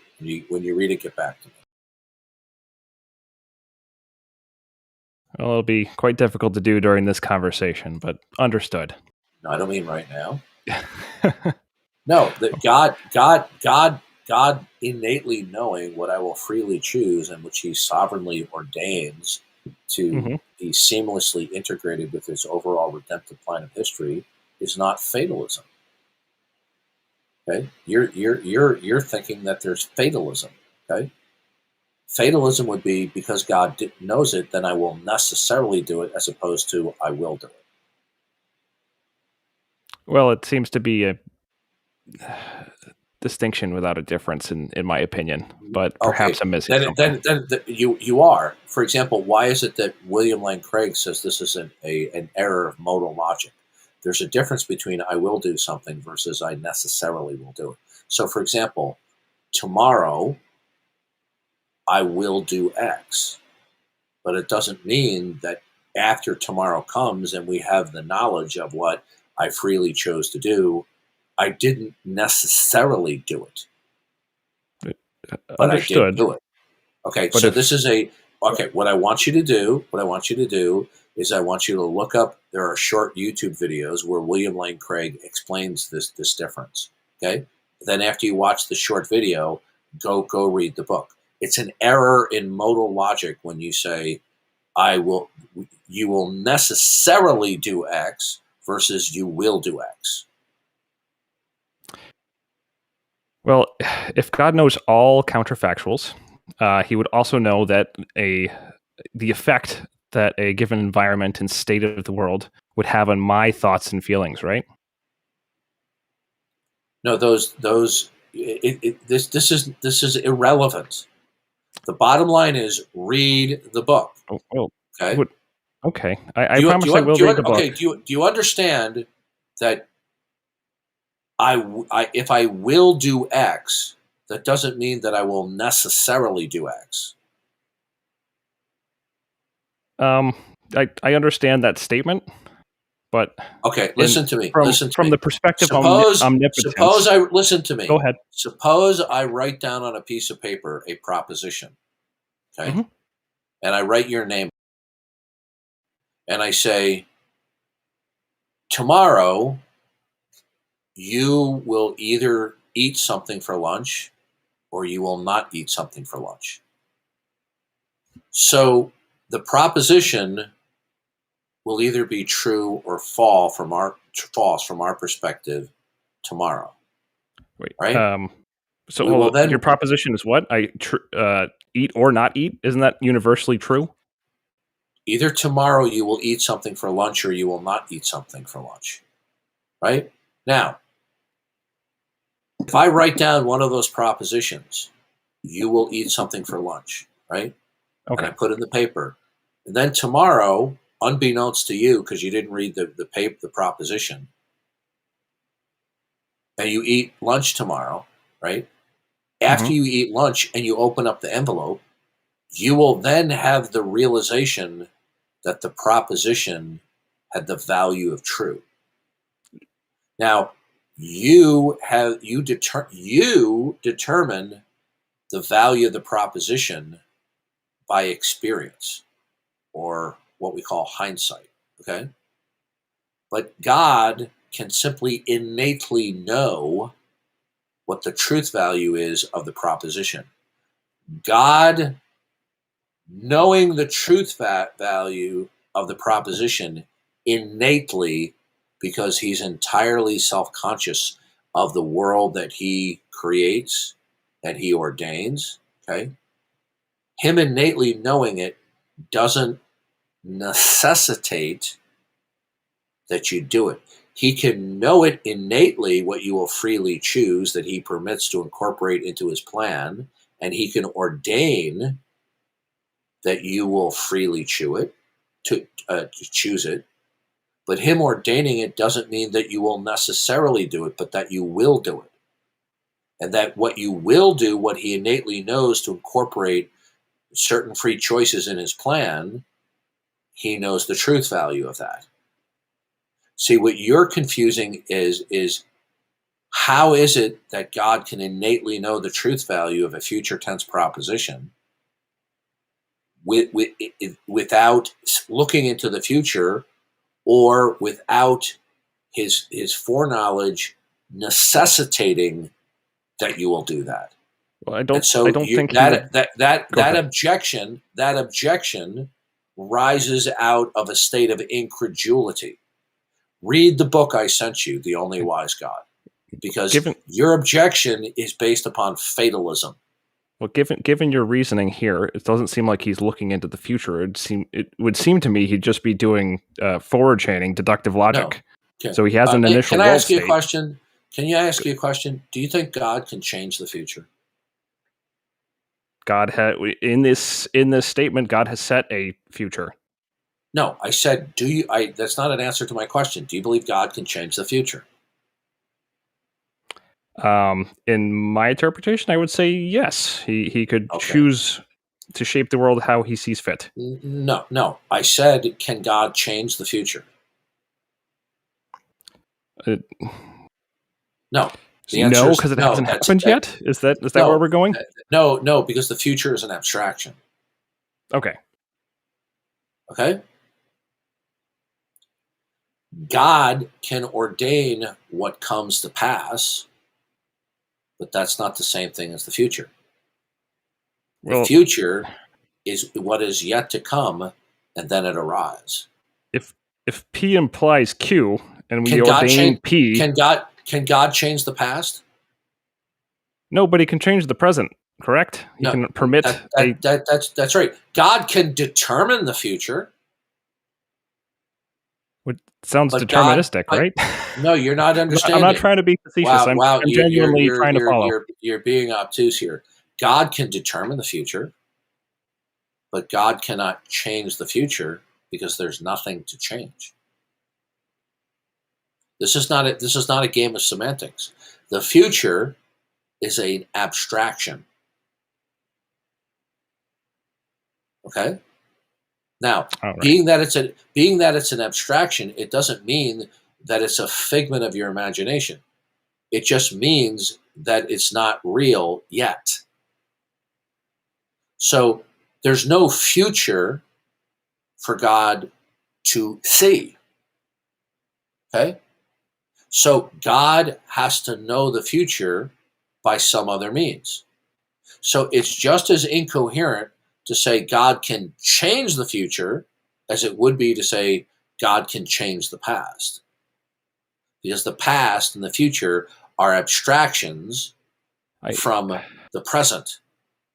I find that difficult to settle with your earlier statements on a complete different conversation. Read the book and come back to me. In relation to relativity. Thank you for your time. Okay. Wow. Next. Darth, I have a question. Could I ask? Yeah, go ahead. So, I would consider myself kind of like a soft theist. I really recently had a really amazing experience at a church, and it really changed my mind. But I'm kind of struggling with a question. Why is Christianity the correct theistic position? Because I know I really liked the church, but I also hear a lot of other people saying that they have the truth, and I'm not really sure why Christianity, I guess. Why? It's because the God that is, the God of the Bible, has not only revealed himself, he has revealed what his fundamental characteristics and attributes are. And what we find out upon looking at those attributes is that each and every one of them, individually and collectively, are necessary to be real in order for there to be human truth, reason, and intelligibility. And if one or more of those properties are denied, it will destroy human intelligibility. So, for example, if the God of the Bible was not always truth revealing, right, then we couldn't have the laws of logic, because the world is a revelatory action of his. So the laws of logic, as they refer to the nature of states of affairs and entities, is a reflection of the eternal character and nature of God. So this is why Allah cannot be God, because he has amnesia about what his name was in the Old Testament. He is not always truth revealing, right? Because the Quran says that he is the greatest of all deceivers. Only a God that is always truth revealing. Now, that doesn't mean that God, in his redemptive plan of human history, can use various misdeeds of his creature to seamlessly bring about his redemptive plan of history. So, for example, he has used evil men and evil angels to seamlessly integrate and fulfill his redemptive plan of history. So, for example, when it says God will send a damning delusion to them that believe the lie, this is referring to the Antichrist, the beast, who will be possessed by Satan to deceive the world. God himself is not actively deceiving, but God in his sovereignty and his providence has permitted an evil actor to seamlessly integrate with this plan of history to bring about his ultimate conclusion. So this is why Allah cannot be God, because if he is, then there's no grounds for the laws of logic, right? Right. I guess I had a more specific question than that. I guess my question is more about like Christianity sects and why one is true over the other. Because I guess I see Catholics, I see Protestants, I see Eastern Orthodox, and I all hear them kind of fighting, and I'm not really sure which I'm most drawn to. I think I like some of the elements of like Catholicism, like the rituals, but I'm not really sure why one would be true. Well, the issue can only be settled. Okay, what is true can only be determined not by pure reason, but without abandoning reason. What is true will be that which conforms to the mind of God and how he reveals it. Okay? Truth is that which conforms to the mind of God. Why? It's because everything that is true starts in the mind of God first, and then it is implemented in creation and in his redemptive plan of history. Okay? So, when we're talking about the debate between the sacerdotal churches versus, let's say, Bible-believing churches, you can know what is true by accessing the mind of God and comparing what they teach to the mind of God. Well, how do we have access to the mind of God? The answer is God has revealed his mind in and through the scriptures that he inspired infallibly. Okay? That the Old and New Testament are the inspired, infallible Word of God. So when somebody comes along and says, well, your sins are forgiven when you come to the complete recognition that your soul is damned now as we speak. Not that you're being in trouble, not that you might be damned. Right now you are eternally damned and you're one heartbeat away from eternal separation from God, and that by repenting and believing on Jesus Christ and crying out to God to save you, on those grounds alone he will save you. Or somebody will say, well, yeah, you have to do that, but you have to be on a lifelong treadmill of performing the sacraments in order to continue to receive incremental states of grace. Well, those two gospels are mutually exclusive. So the question is, which one is the truth? Well, we're going to have to go back to the mind of God and how he reveals it, and that can only be settled by his word, which is the New Testament. Now, the sacerdotal churches reject that the mind of God and how he was revealed it in the scriptures is the only authority. They believe that apostolic succession and certain leaders in the church and church tradition have equal authority with the scriptures. And that's why they object to the Reformation notion called sola scriptura, meaning only the word of God. Okay? So what they want to say is various oral pronouncements and traditions of some church fathers are to be reckoned as being an equal authority or God breathed, just like the writings of the apostles. So the way you know their gospel is true, you need to go back to the Word of God. You need to read the New Testament. Okay, when you read the New Testament, and especially books like Romans and Galatians and Ephesians, where Paul goes extensively into what is the doctrine of salvation, what you will find is a complete departure with the sacerdotal churches. Okay. Yeah, okay. Would you say the Bible is a representation of God's mind? I just want to make sure. Sorry, I'm kind of slow.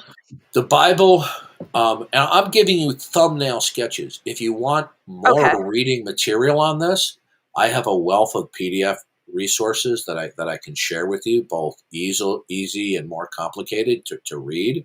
But the Bible is a collection of 66 books written by over 40 authors over 1,500 years.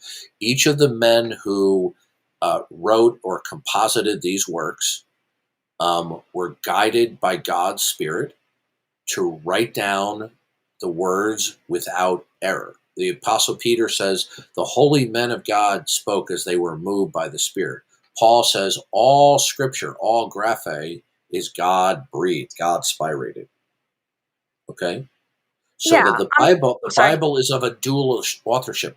God used the personalities and lives of various individuals as a tool, although he didn't dictate to every one of them. In certain cases he did, like with Moses.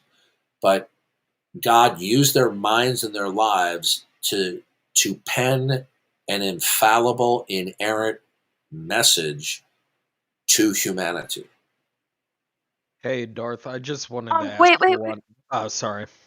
I was going to ask a follow-up question. Yeah, go ahead. So how do we know though that it's without error? Because I guess like I really feel kind of weird hearing it from men. Like, what if they were lying? Like, how do we know that the interpretation wasn't wrong? Okay, well, first of all, let's describe it this way. We have the content of the Old and New Testament, the content of the Bible. Okay?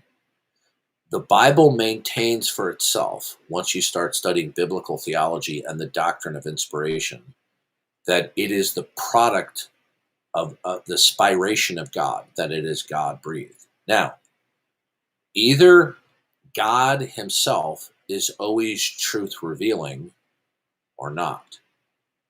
The Bible says, I believe it's in Numbers, it's in Titus. It says God cannot lie. It is impossible for God to lie. And the reason why it's impossible is because he is the positive, absolute attribute of being always truthful.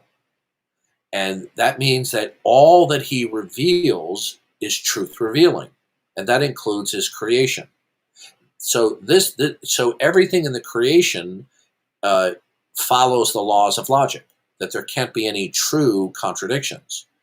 Now, either one will recognize that what the Bible claims about itself, and that its internal claims about being God breathed and without error, they're recognizing that testimony of itself is self-attesting and self-authenticating, and the reason why is to the impossibility of its negation. Because if the Bible, its claims about itself are not true, and consequently self-authenticating and self-attesting, then there will be no worldview by which you can appeal to hang truth, reason, and intelligibility. Unless we're in the world, ontologically speaking, that is grounded in the triune God of the Christian scriptures, then there is no hope to establish human reason and truth. There will be nowhere to turn. Okay? Yeah, I get what you're saying. So that's how you can know. So, for example, one will either believe that God's self-testimony, his revelation, is self-attesting or self-authenticating, or they will reject that. And if they reject that, what they're saying is that the God of the Bible who reveals himself and all of his characteristics, they'll say, nope, he's not self-attesting, he's not self-authenticating. Then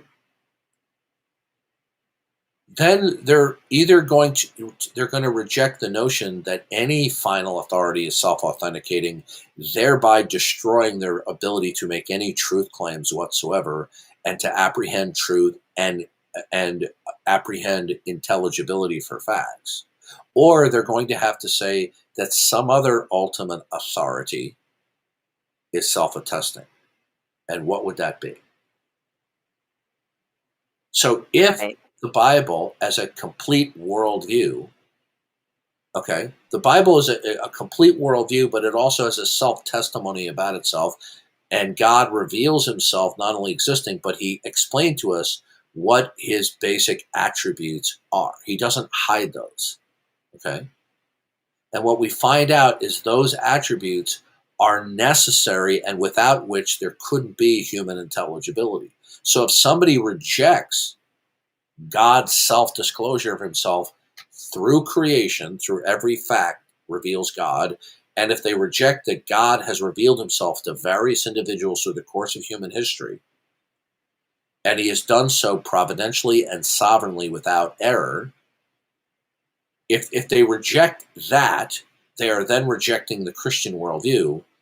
Then what worldview are they reasoning from when they evaluate anything, including the Bible?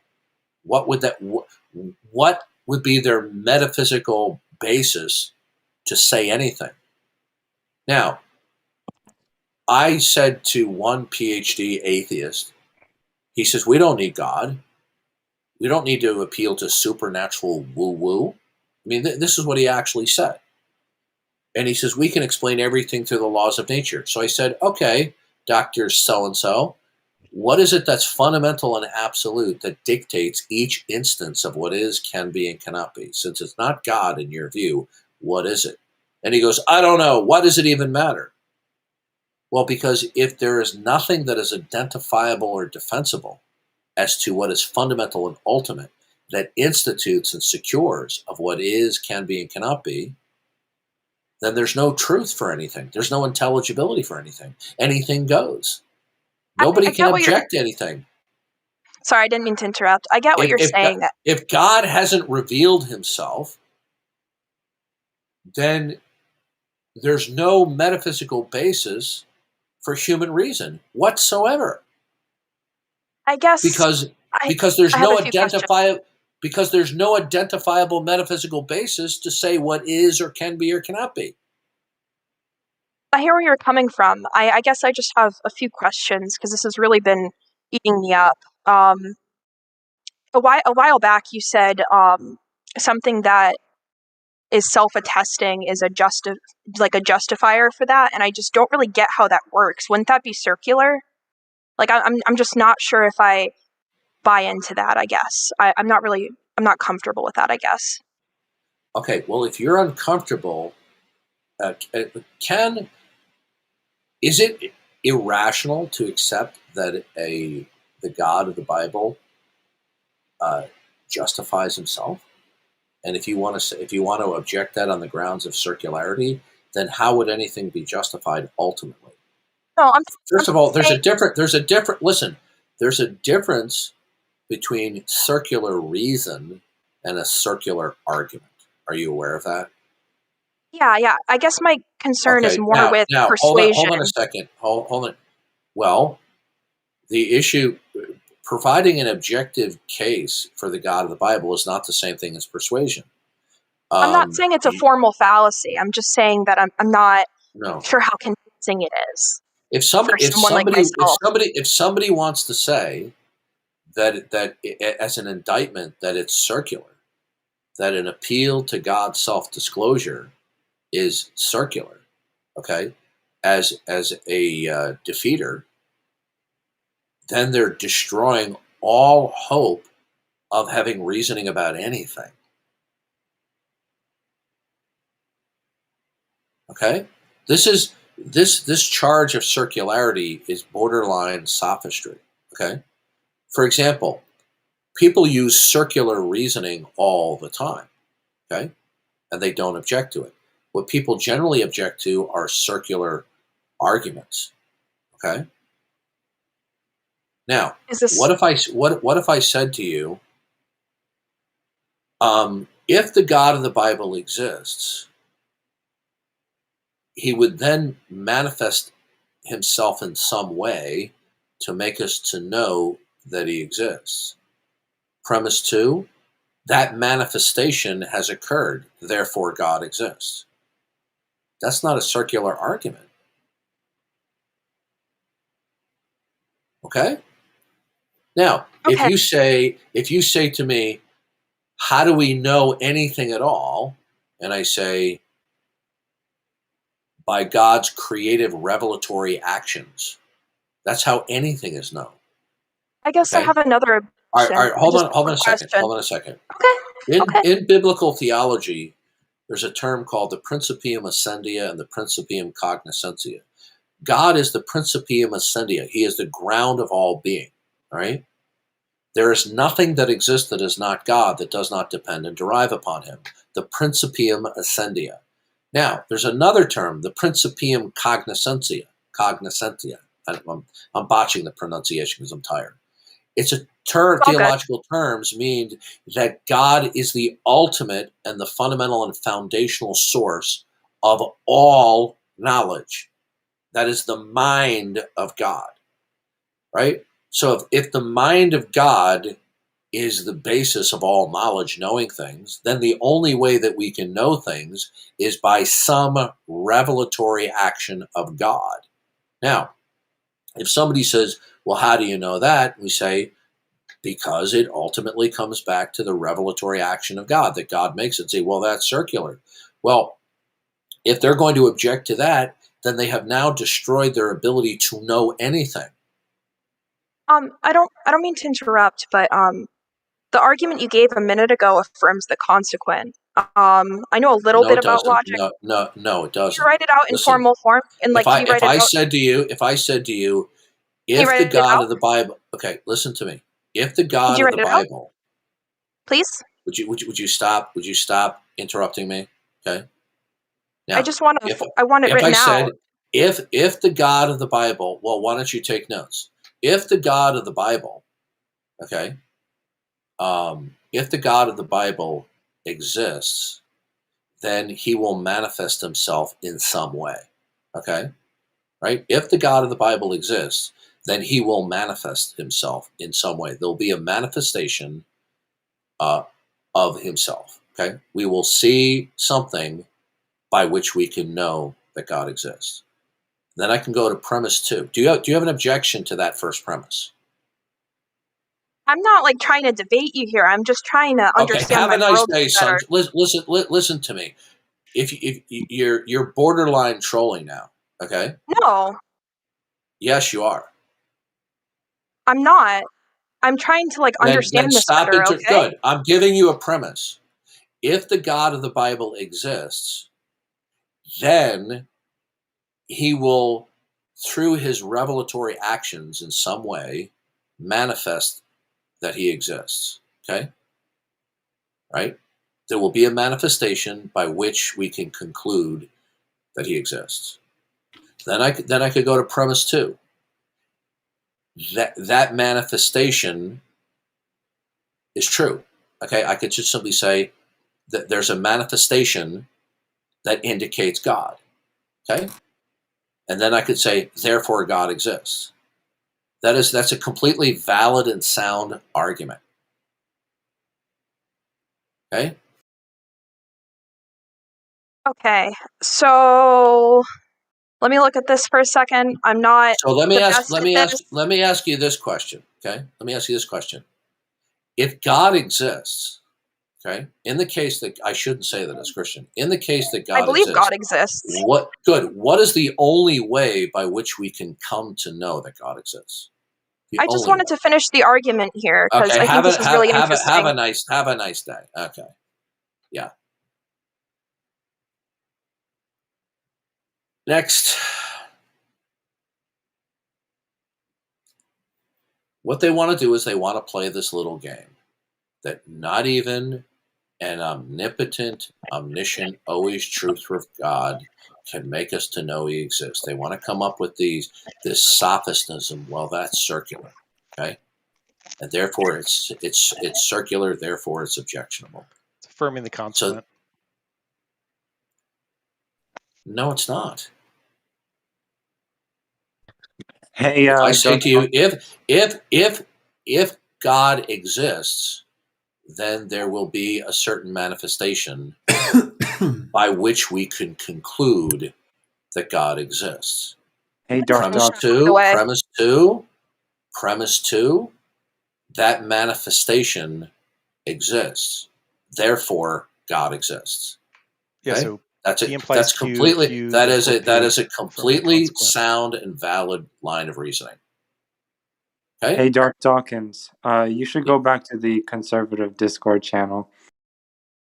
Why? What is that? What's its name? Conservative Discord channel. Yeah, well, send me a link. I think you know what I'm talking about. No, I don't. Does it have a name? Yeah, it's called the conservative Discord channel. My God. Good. Send me a link in the DM, sunshine. You rage quit off of it. Remember? Okay, go away. Listen, I'm too old for trolls like you. Where do they grow these people? See, the funny thing is, they want to debunk on the grounds of logic that it's irrational to believe that God can reveal himself and that it's a fallacy. Well, then, if an omnipotent God cannot rationally reveal himself, then what can be known? Okay? I really wasn't trying to be rude there. It just affirms the Yeah, you were. consequent, which is a formal Yeah, you were. fallacy. No, I really it's wasn't. not a fallacy. If I said to you, we'll go through this one more time. Formal Okay? fallacy. I can show you the format. If God exists, okay, if God exists, okay, if the God of the Bible exists, then he can and will provide us with a manifestation by which we can rationally conclude that he exists. Premise two, that manifestation is extant, okay?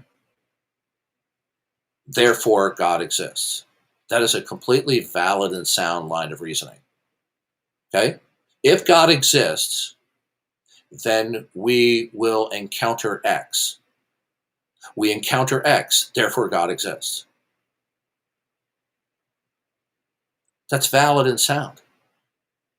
Can I show you in chat what I'm talking about? Like, just ignore the other people. I wrote it up here a little bit.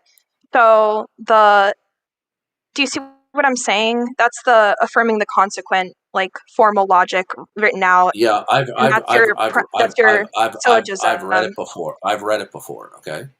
Now, Do you if I reject say to that you, as listen to a me. fallacy? If I say if God exists, he will manifest X, and X will be indicative that he exists. Then premise two, X, I encounter X, okay? I encounter a manifestation, okay? The manifestation is not the same thing as saying God exists. God exists is an inference or a conclusion from the manifestation. If God exists, listen to me carefully. This is not rocket surgery. If the God of the Bible exists, we will encounter X, okay? And X will infer that necessarily God exists. Okay, premise 2, we encounter X. Okay, is encountering X the same thing as saying God exists? Is that rhetorical, or do you want me to answer? Yeah, is saying that a particular manifestation is the same thing as God exists? Or is God exist an inference from the proposition? I'm just looking at the syllogism you You're not answering me. stated Okay, out hit the to road. me, Yeah, and you're that's done. You're done. Have a nice day.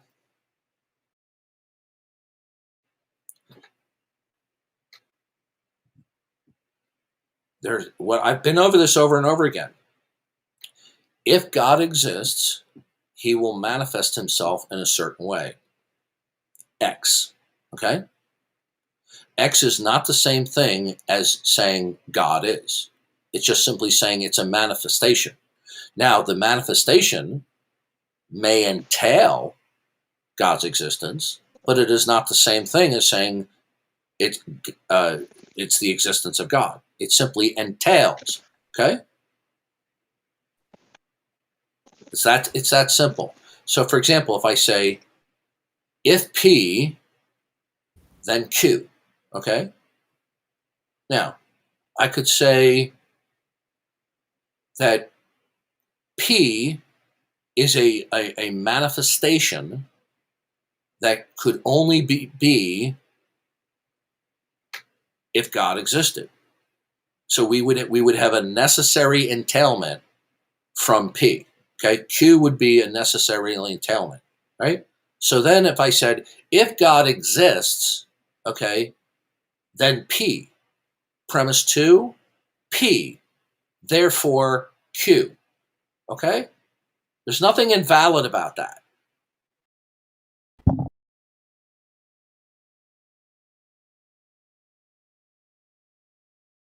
By the way, I don't believe for 1 second that she's interested in Christianity. She was trying to give me a gotcha, and I think it's been obvious to many people in here. Okay? I have 2 questions. Go ahead. Okay. So, first question is, could you explain the one and the many problem? And if it's like really long, then you can send me a video maybe. Okay, the one and the many problem is a perennial problem in philosophy. What is the ultimate nature of reality? Is it that reality is just one, or is it the many? Well, it's also a problem of categories. What? Well, so it's a how do we delineate between categories of things is also contained within the problem of the one and the many. Yeah. So philosophy can't answer that. Okay, they never could. That problem is resolved in the God of the Bible and his Trinitarian nature. Okay, the ultimacy of reality is a concrete one, God, and he's the concrete universal for the many. Okay, meaning creation. God himself is the one and the many. He's one God, one being, but he is diverse. He has a plurality of distinctions within himself. So God is the one and the many. This is reflected in creation, where we have oneness, we have unity and diversity, and as a consequence, we have intelligibility. Okay. So, on the other hand, if God were simply a concrete one and the world reflected his nature, then the world would just be one thing.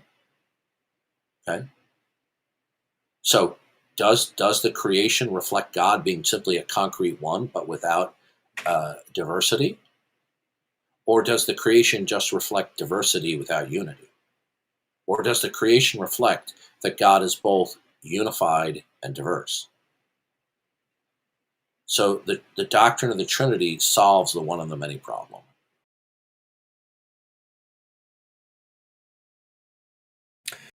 Okay. Well, is it still considered a mystery, or do you not believe in like mysteries of faith? What are you referring to as a mystery? Well, I don't know. Sometimes I don't know what's unique to my upbringing as opposed to other forms of Christianity. But in Catholicism, that's called a mystery of faith, meaning its nature is are you perennially. Catholic? I am not Catholic any longer. No. What are you now? I would have to say I am an atheist, but I have more complicated Why? answers. Why? Why? Why am I an atheist? Yeah. Well, nothing has moved me to believing in anything else. Although I am dealing. So the not God world is true. The not God world is true because you're unconvinced of the God world? Well, I would say I'm also unconvinced of the not God world. No, that's not a possibility. Okay. Okay. Because let me tell you why. Right. All I have to do is ask you a simple question. Sure. Do you possess the belief that all facts necessitate deriving from God? I don't know. I didn't ask you if you know. I asked you, do you possessing the belief? Do you possess the belief? Do you possess the belief that there are little green men dancing on the surface of Mars? No, I do not. Do you possess the belief that there's a metal tower in Paris called the Eiffel Tower? Do you possess that belief? Yes. Do you possess the belief that all facts by necessity derive and depend upon God? Do you possess that belief? No, I don't. Okay. So then you believe facts do not by necessity derive and depend upon God? No, I do not. So I would regard that as being a sort of an open question. Right. No, it's not an open question. You've decided that facts don't necessitate deriving from God. We're not discussing what you know. We're discussing what you believe. You believe facts are to be reckoned as not necessitating deriving from God or necessitating referencing the necessity of God. So what you're actually doing, you are not, okay, no, listen, the issue is not possibilities. You are claiming or attempting to claim that you are withholding judgment about God, but you haven't withheld judgment about God. You have decided that facts don't necessitate referencing the necessity of God. You have made a judgment about God and his relationship to facts while claiming you're withholding judgment, but you haven't withheld judgment. Okay. Saying I don't know in the form of agnosticism is a smokescreen. It doesn't hold up to scrutiny. If you say, I make no declaration about ultimate reality, well, you have in fact made a declaration about ultimate reality by saying you can get along fine talking about facts without the necessity of invoking ultimate reality. So claiming not to make a judgment about ultimate reality is in fact to make a statement about ultimate reality while denying you're making a statement about ultimate reality. But what if I concede that? Did you ever see Back to the Future 3? Yeah, hold on a second. You ever see Back to the Future 3? Yeah, you can in a moment. Did you ever see Back to the Future 3? There's one Back to the Future that I never saw. Is that the Old West one? Yes. Okay, I've seen the Old West one. I didn't see the middle one. Okay, you remember when they hijacked the train? Mm-hmm. Okay, and he holds the gun up to the conductor, and the conductor says, "Is this a holdup?" And Doc pauses for a second, and he says, "It's a science experiment." Okay. Okay. No, it was a holdup. They were stealing the train in order to get back to the future. Okay. Okay. Sure. It wasn't a science experiment. Okay. Well, now, it was both technically, right? Because that's how they got to the. No, it wasn't. It wasn't an experiment because they've already experimented, and it was simply an exercise of a regularity that they had established. So he wasn't experimenting. He just knew he had to get the car up to 88 miles an hour. The bottom line is when he says it's a science experiment, it really wasn't a science experiment. Now, it was a funny line.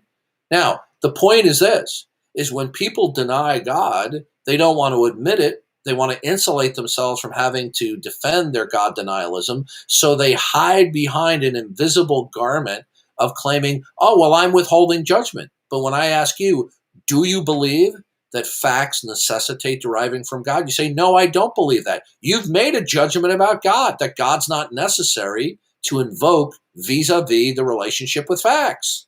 So you have made a judgment about God. What would the position be if I was ignorant of the truth of that statement? Ignorant of what? Of the truth of what you're claiming. No, then when you say ignorant, then all you're just simply doing is in a roundabout way, you're just saying, well, what if I'm agnostic? But agnosticism is claiming, okay, do you know what the definition of agnosticism is? To me, agnosticism is the epistemological question of whether or not it's possible to know. So someone could be a Gnostic. No, that's not how T.H. Huxley defined it. It's one he neither knows nor believes. It incorporates knowledge and belief. It's a claim to withhold knowledge or belief. It doesn't just refer to knowledge. Yeah. Well, would you like me to read to you what T.H. Huxley said? That's fine if you do, but you were asking me what I think. He's the inventor of the term. So, I guess somebody who invented the term has something to say about that. Okay, Thomas Huxley coined the term agnostic in 1869 and says it simply means that a man shall not say that he knows or believes that for which he has no grounds for professing to know or to believe. Okay. So here's the bottom line. You're claiming, oh, I'm withholding judgment about God. You call yourself an atheist, but that your atheism means that you're withholding judgment as to the existence or non-existence of God. Well, is there a word in the English language? Is there one word in the English language which designates the denial of the existence of God? Does such a word exist? There does. However, I asked a different question. What is that word? What is that word? Atheist. But that is... okay. So atheism is both the denial and not the denial of God. No. So which is it? Is atheism the denial of God or not the denial of God? So to me, what it's always meant was... So no, I don't want to... I'm not asking you what it means to you. I'm asking you, how is it used in standard English? I can only provide my best understanding of these terms. Okay, well, we're not using your proprietary definitions here. In the English-speaking world, if we polled 50 million people and we said, what is the single word in the English language which designates someone who denies the existence of God or gods? What one word would we call that person who outright denies it? What would the 50 million people say? What word would they pick? Sure, atheist. Right. Okay. So you're taking a word that has widespread usage, that means the denial of God, but now you're saying, well, I'm that word, but it means not the denial of God. So does atheism mean not the denial of God? It can, but it's to me. In other words, it cannot mean the denial. Then can you explain to me? So in other words, now if atheism means not the denial of God, it becomes indistinguishable from agnosticism. Why not call yourself an agnostic? Well, Darth, let me Can try you to answer lay that? out. Let me try Why to. Why not call yourself an agnostic? I am an agnostic. Oh, okay, but you told me you were. But you told me you were an atheist. So, Darth, could I start off with a concession that I might have these terms wrong, but I could explain what my position is, and maybe you could correct my vocabulary. Okay, so is your position you're withholding judgment about God? Withholding judgment about God. I mean, you're neither affirming nor denying the existence of God. You are withholding judgment about the existence of God. I'm not sure. Darth, can I ask a few Hold questions? on. No, Hold on. This is not a difficult question. So it actually, I find it an incredibly difficult question. But no, it is not a difficult question, because if well, you're being you're honest, asking it's not me a difficult about question. I'm being withholding judgment about God? Withholding judgment about God. Right. You neither affirm nor deny God in any sense. No, I would say that that's not true. Okay. It's not clear to me what your answer is. Is it true? Welcome is to it the true? Is it true you are withholding judgment about the existence and non-existence of God? I'm happy to take whatever label you and I'm happy you to assign. remove you from the room. Get lost. Next. Right. See, this is what happens. This is what happens when you're dealing with people who are dishonest. Okay? They simply don't want to be dishonest. They want to play word games. Okay? And I think it's disgusting. I had some questions about God and the whole faith and everything, because I am a Christian, so I do believe God exists. But there's some things that I was thinking about that, as I believed in God, I kind of maybe thought I was a little conflicted about some of these ideologies. One of those is eternal life. As a Christian, everyone says, you're going to have eternal life if you go to heaven and everything. But I mean, that's a really long time. Eternal is every day, forever, for millions and millions and millions and millions of years. And I just don't know if people intend to want to live that long. Like, I don't know if I'd want to wake up every day, have that eternal life as a Christian. It's something that I thought about. That conclusion is inconsistent with the mind of God, so it can't be true. So we're not going to have everlasting life as a Christian then? No, I said your desire to want to live on eternity, that you might not want to live on eternity, that's not a possibility from the mind of God, because God says in the Bible you will. Right, but do you think that there's some argument where people might not want to live forever for millions and millions and millions of years? Well, you're changing the parameter of the question. Do you mean in a right relationship with God?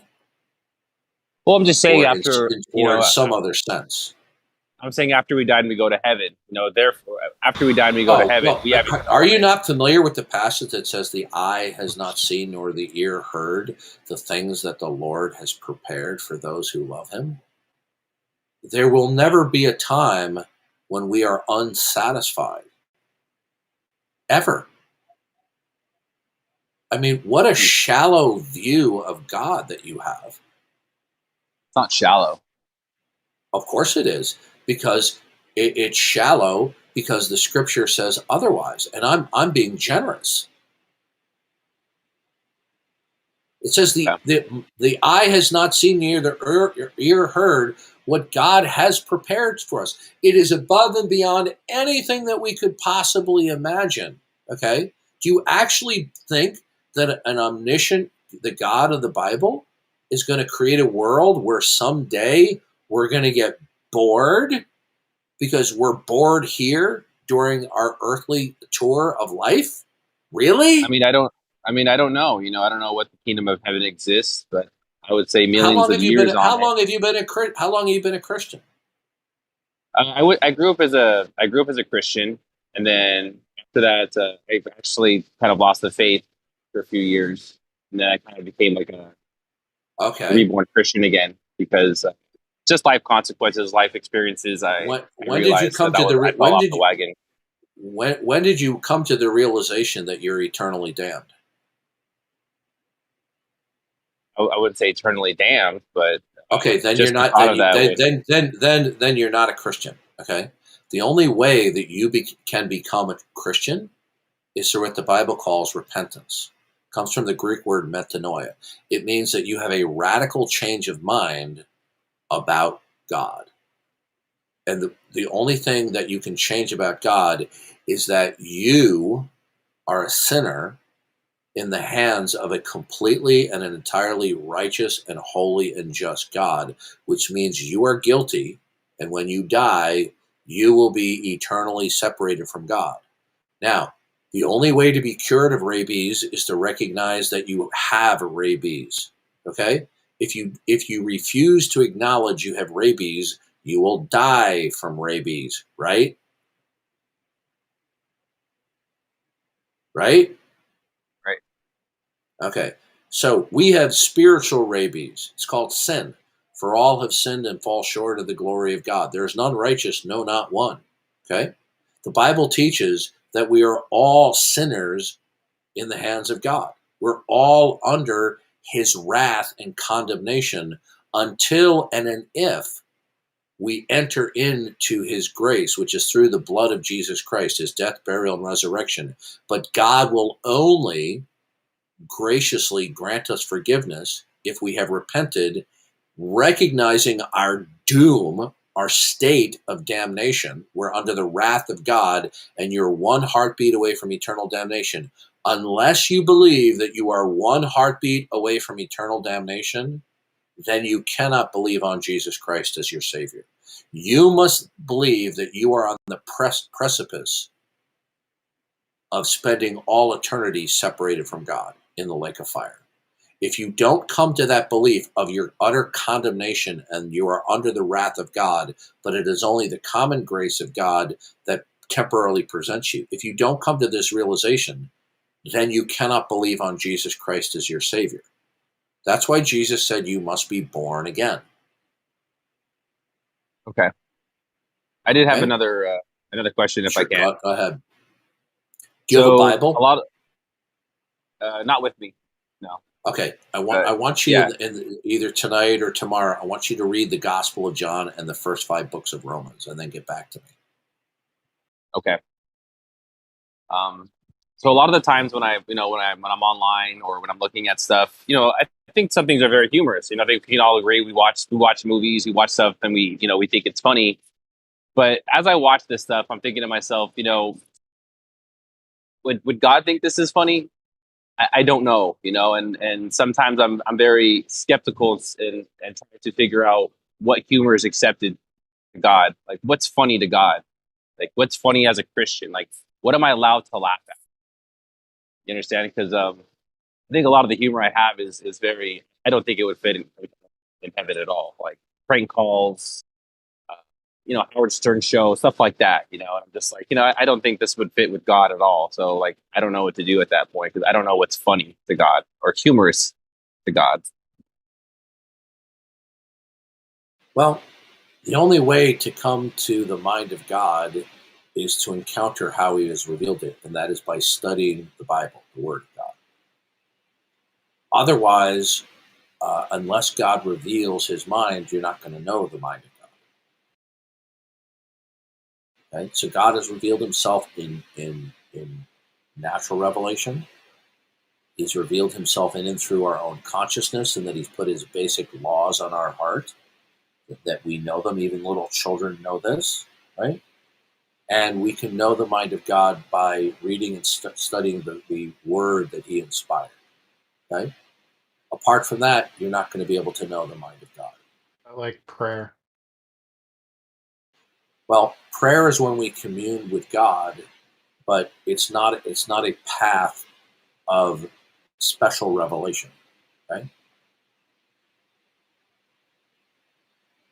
That's what God devised Scripture for.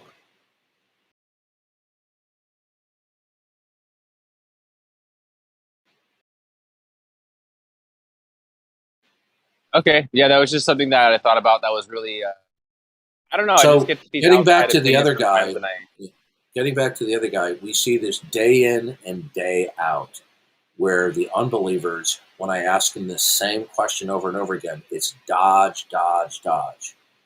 Do you possess the belief that all the facts that you're acquainted with necessitate deriving and depending upon God?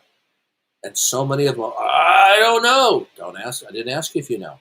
Do you possess that belief? You see, they don't want to answer truthfully, no, I don't have that belief, because they know that there are ramifications from that.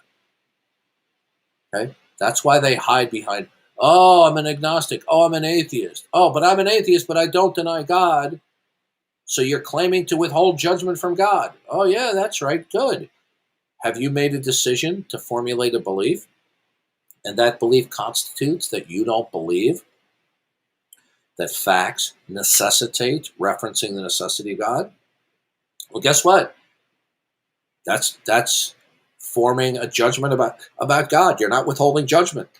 It's that simple. The only reason why people can't be honest and transparent about this is because they're bitter clingers to their mental and human autonomy. Because what is the only alternative? That is to acknowledge the autonomous mind of God, and that God is God and we are not. And once we acknowledge the autonomous mind of God, your mind is not autonomous. And now you have an immediate realization of your guilt and culpability before God, but you don't want to do that. So we go, oh, I don't know. I don't know. There's a God. I'm undecided. Yeah. How's that going to work on Judgment Day? Good luck with that. Can I ask one more, another question about grace? Yeah. So, me and my friend, we're both Christians, but he's more on the line of law, which is like the Ten Commandments. And I'm kind of more lenient, I guess you can say. I'm more on the line of grace. I'm saying, I think God has a specific relation with everybody. God knows everybody. He knows how you act. He knows how you respond. So he kind of accommodates for that situation.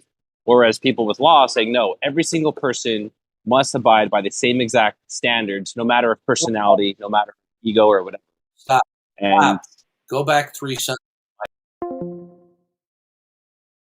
oh, okay. I was talking about grace. Yes. Grace versus law. So basically saying that some people believe that you're formulated to have to follow every single commandment step by step, and that's your Bible.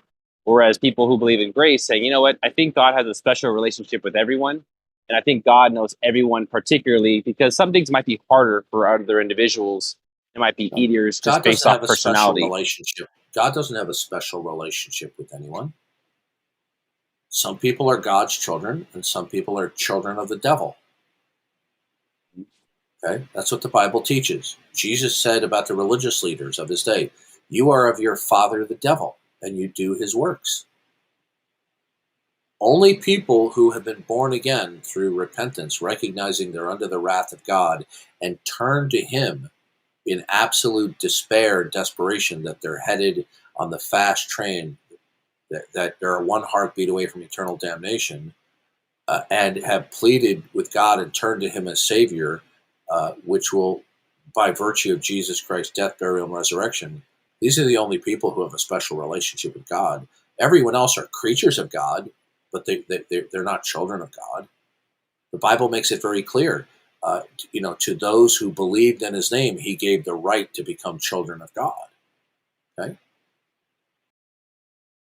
That's John chapter 1. The reason why I bring that up is because, like, for example, alcoholics, it's very easy for a lot of people not to drink alcohol. I personally don't drink a lot of alcohol, but it is extremely hard for others who get addicted and just suffer from that disease to want to drink alcohol. So in my eyes, I felt God kind of says, this guy has a really, a bad addiction. So I'm accommodating that. But if he works through it, then I accept his, I accept that he quits alcohol and, he's living a good life through God. Whereas other people, they're held to a different standard because they just don't like alcohol. So I think living through grace in that sense kind of makes sense for God, I guess, or it makes sense for people believing in God, I guess you can say. Well, you're wasting your time talking about what the grace of God is, unless you're getting that from the mind of God and how he reveals it, which is the scriptures, the Old and New Testament. Because if you're not getting it from the Bible, then you're just being speculative. Yeah, I guess I am. I just feel like some people have harder times doing specific things than others. So I kind of have some sympathy for them.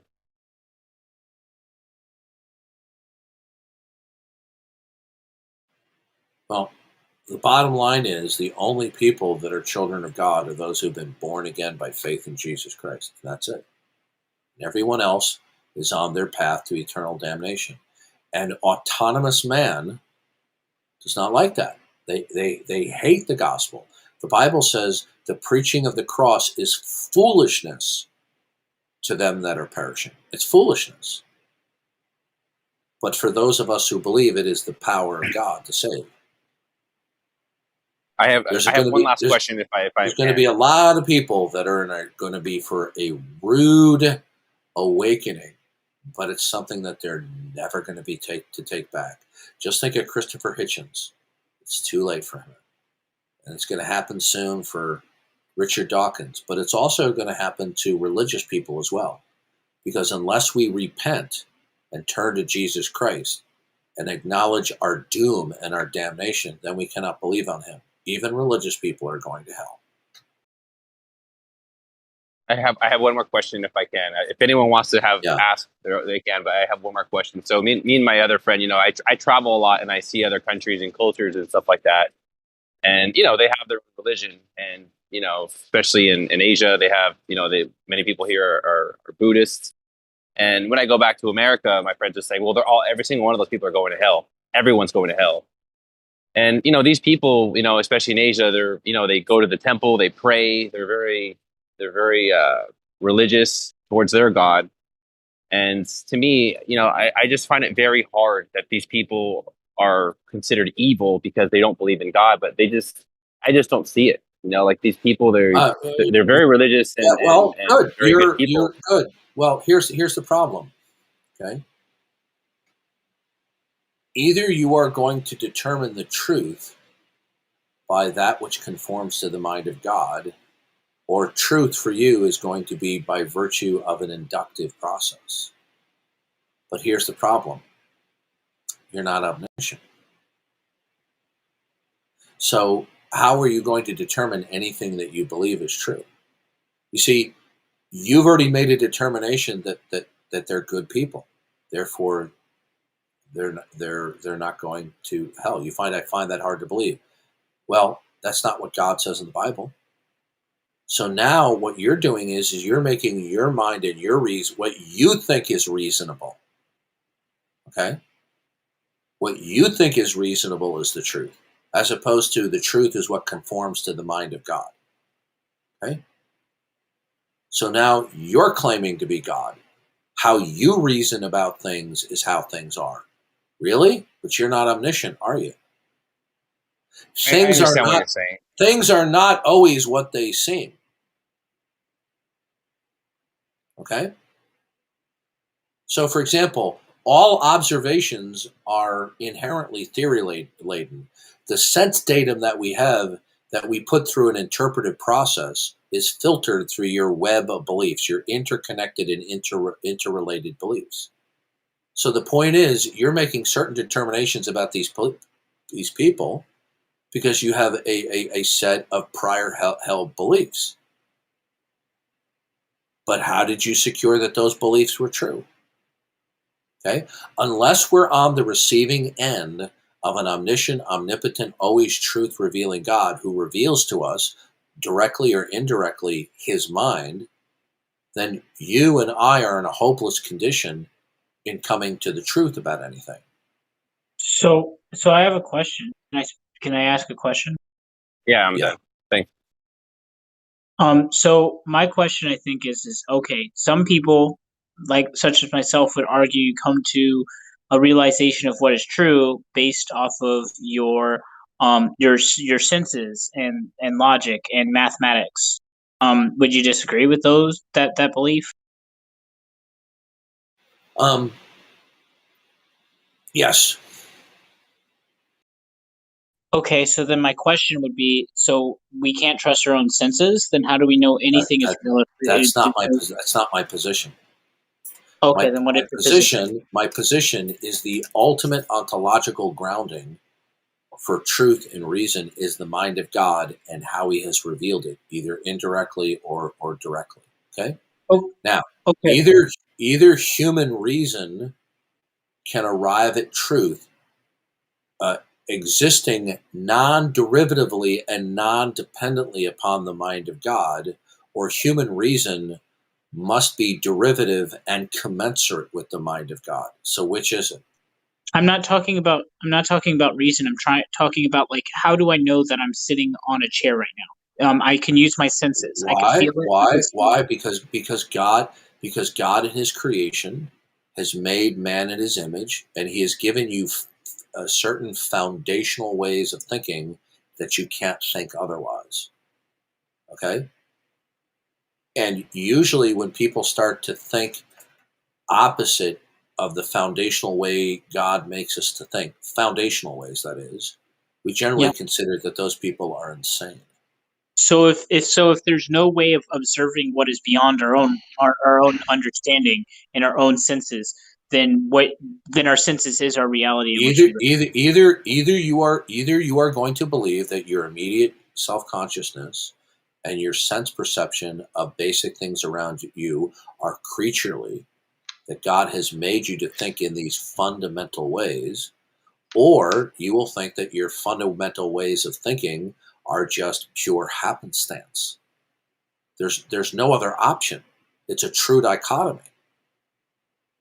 So unless there is an omnipotent, omniscient, always truth-revealing God that has the character set of the God of the Bible, He then creates the world, makes you in His image, and He makes you to think in certain foundational ways.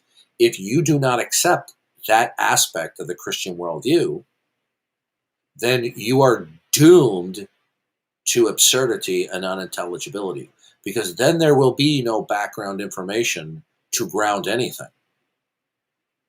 I think senses are the background information to ground anything. No, that's wrong. That's wrong. Okay, because your sense perception, okay, presupposes background information. Okay, your sense perceptions depend and derive that the external physical world is real. Your sense perception presupposes the causal principle, that there's a cause and effect relationship between the chronology of events. Your sense No. perception, yes. Okay. Oh, so your sense perception does not presuppose the causal principle? I don't think so. I think your sense Okay, perception. you're ignorant, sir. Okay, listen carefully. Then what does sense perception mean then, if it doesn't entail that there's a cause and effect relationship between any chronology of events? So then, are each and every event simply spontaneously occurring with no connectivity or relationship to any other event? You're talking about time and space, and that's not what I'm talking Is about. your sense perception in any given time index, is it just simply a spontaneous eruption that has no connectivity or correlativeness to any other event? No, it's a logical. No. Okay. So your sense perceptions in any given time index are not spontaneous. So why do your sense perception and the time index occur if they're not spontaneous? Is it because there's a cascading cause and effect? No, it's because when I'm observing and then I'm not observing it. Okay, this is going over your head, sir. You're not getting this. Okay. Okay. Your sense perception, your sight, your taste presupposes causal connections. Do you understand that? I disagree. I think maybe it Okay, doesn't. then if they don't presuppose causal connections, then are your sense perception at any given moment just spontaneous eruptions in a world where all events are spontaneous and have no connection or causal relation to any other event? Depends on how you view time. Okay, we're done. You're not equipped to have this conversation. I'm sorry to say. Okay. That's why I'm here to learn.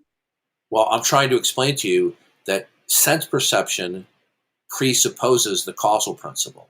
Otherwise, sense perception wouldn't mean anything. It would just simply mean there were unconnected, unrelated, spontaneous events that you are collectivizing in an abstract way and you're calling it your senses. It would be an abstract grouping rather than a concrete grouping, because a concrete grouping would involve a concrete unifier instead of being an abstract unifier. Okay? That's right. What does this prove? Okay, so the bottom line is, to speak of sense perception is to presuppose, okay, the reality of the external physical world, the matter and energy, the causal principle that there's a cause and effect relationship between the chronology events, and that those events are occurring, some things are occurring regularly and some things are irregular. And then hence you have sense perception. If you say that your sense perception doesn't presuppose that, then it doesn't mean anything at all. Well, I mean, can't you say that reality is it doesn't presuppose reality? It proves reality. It's a measure of what is real and what is not. That is what it is. It's a it would be Yeah, similar. that was just pure. I mean, listen, I'm really trying hard to understand you, but that was just gobbledygook. No, I'm not. I'm not gobbledygooking. What I'm trying to say is, Listen. Are you an atheist or a theist? I am a theist for the most part. Yes. Okay, so then you do believe in the causal principle. I mean, Do you believe in a supreme being who is eternal, without beginning, uncaused, and that he is the source and basis of why anything all exists?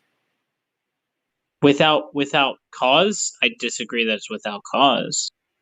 No, I said, do you believe that the supreme being, the creator, exists unconditionally, non-dependent, non-derivatively, uncaused? Oh, you uncaused? I disagree with that. I think it's caused by something. Then you don't believe in God, then, because then God. I do believe in God. No, you're not understanding. Listen to me.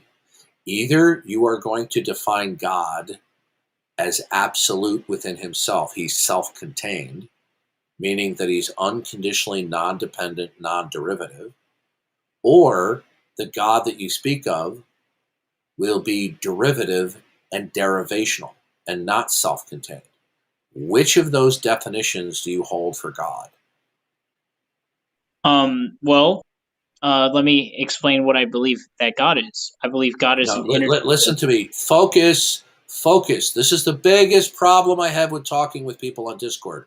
I just asked you a true dichotomy. Okay. I don't think it's a true dichotomy. Okay, what's the third option?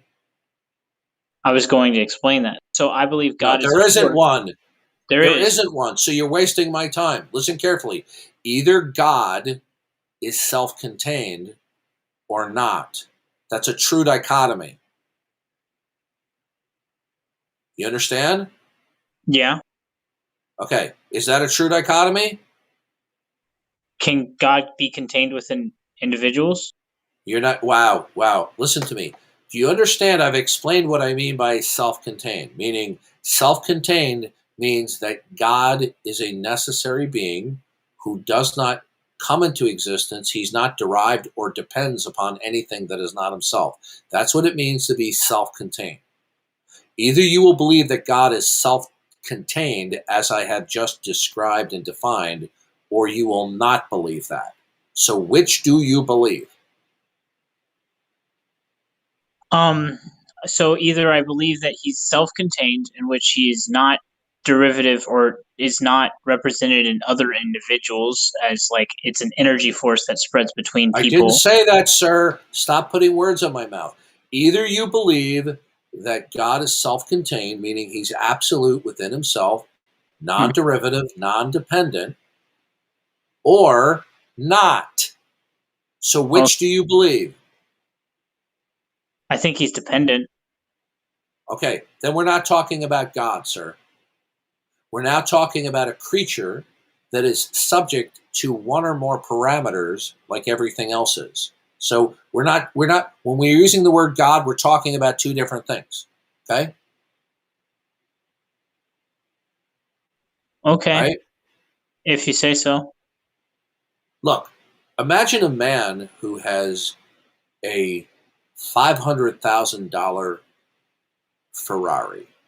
Okay? And he comes home, and the wife is upset.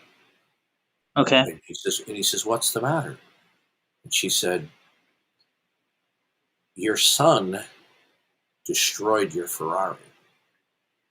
He went, "What?" She says, "Yeah." He go, "What do you mean he destroyed it? He banged it up or whatever?" She goes, "It's destroyed. It's beyond repair." He goes, "Oh," the guy's shocked because this is his beloved possession, his $500,000 Ferrari, and he's upset, on the brink of anger that his son did this, right? Mm-hmm. And he goes, "When did this happen?" And she said, late this morning when I wasn't paying attention. He goes, "What do you mean? Our son was in school." She goes, "Oh, no.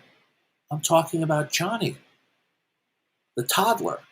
So, how could a toddler destroy my Ferrari? She says, "Well, he took a hammer to it."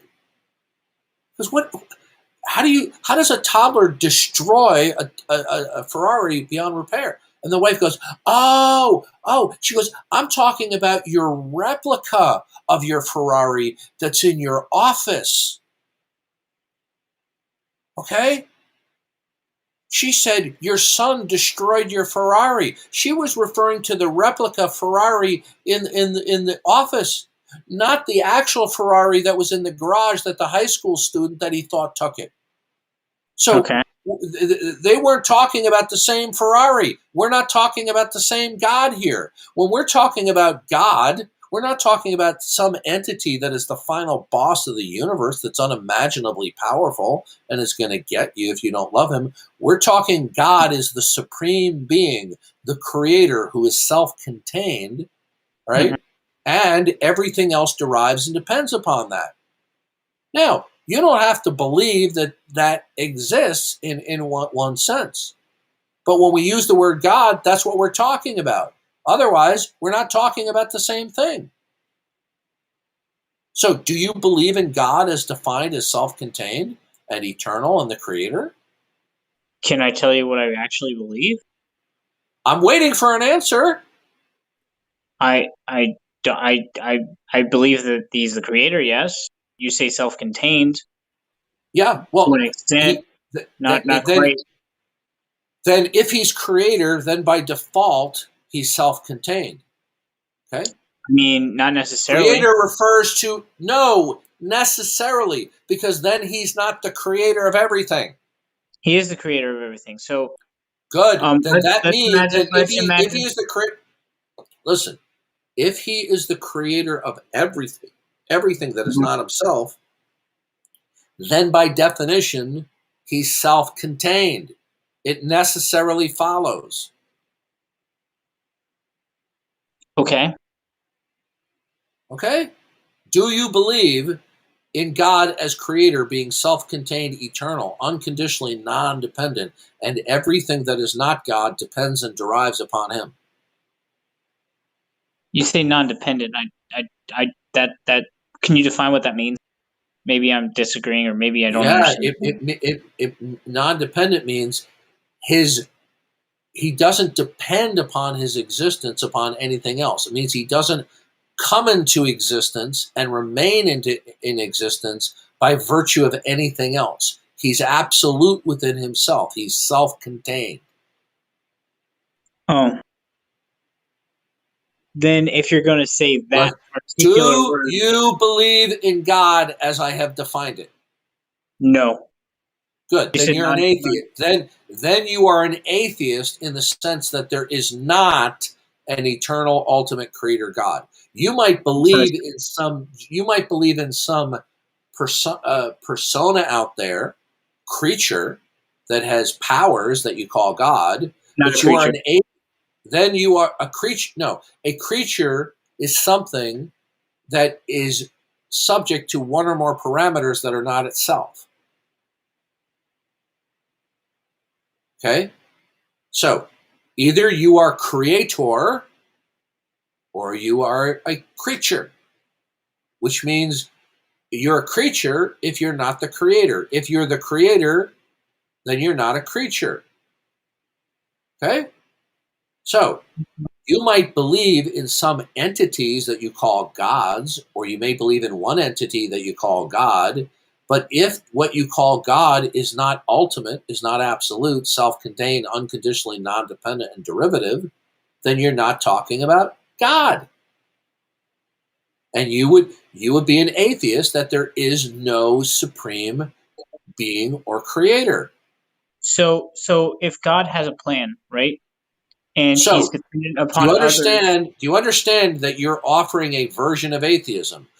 No, I'm Do you not. believe, listen, do you believe there is no supreme being creator that is self-contained? You say non-dependent. That's the part I disagree with. I think God is dependent. Okay, we're done with you. You are totally obtuse. Wow. Why can't I have conversations with intelligent people? Would somebody please explain that to me? On what is Wait, God could I dependent? could I speak, please? I have some criticism. Go ahead.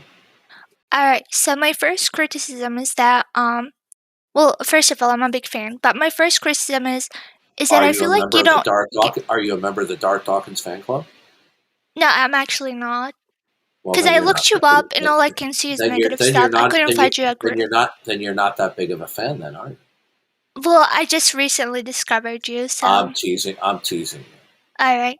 So my first criticism is that I feel like you don't give enough time for people to speak. I feel like if you just allow a little bit more time for them to speak out, that way we can hear their If I point of did view. that, if I did that, my head would explode because most of these people don't have the foggiest idea of what they're talking about. All right, You that makes understand? sense. Yeah, I Okay. do understand. And I I guess can this would answer my understand. second one. Okay, go ahead.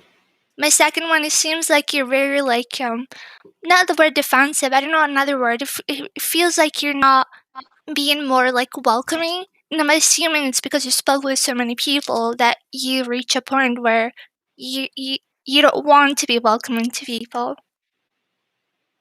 I don't want to welcome them. I welcome people all the time to come in and have an intelligent conversation and even a vigorous debate. But what I deal with morning, noon, and night, with rare exceptions, are people who are trolls, hecklers, people who are argumentative, who are bickering, people who continue to present themselves that they know what they're talking about. When I explain over and over and over again, they don't know what they're talking about.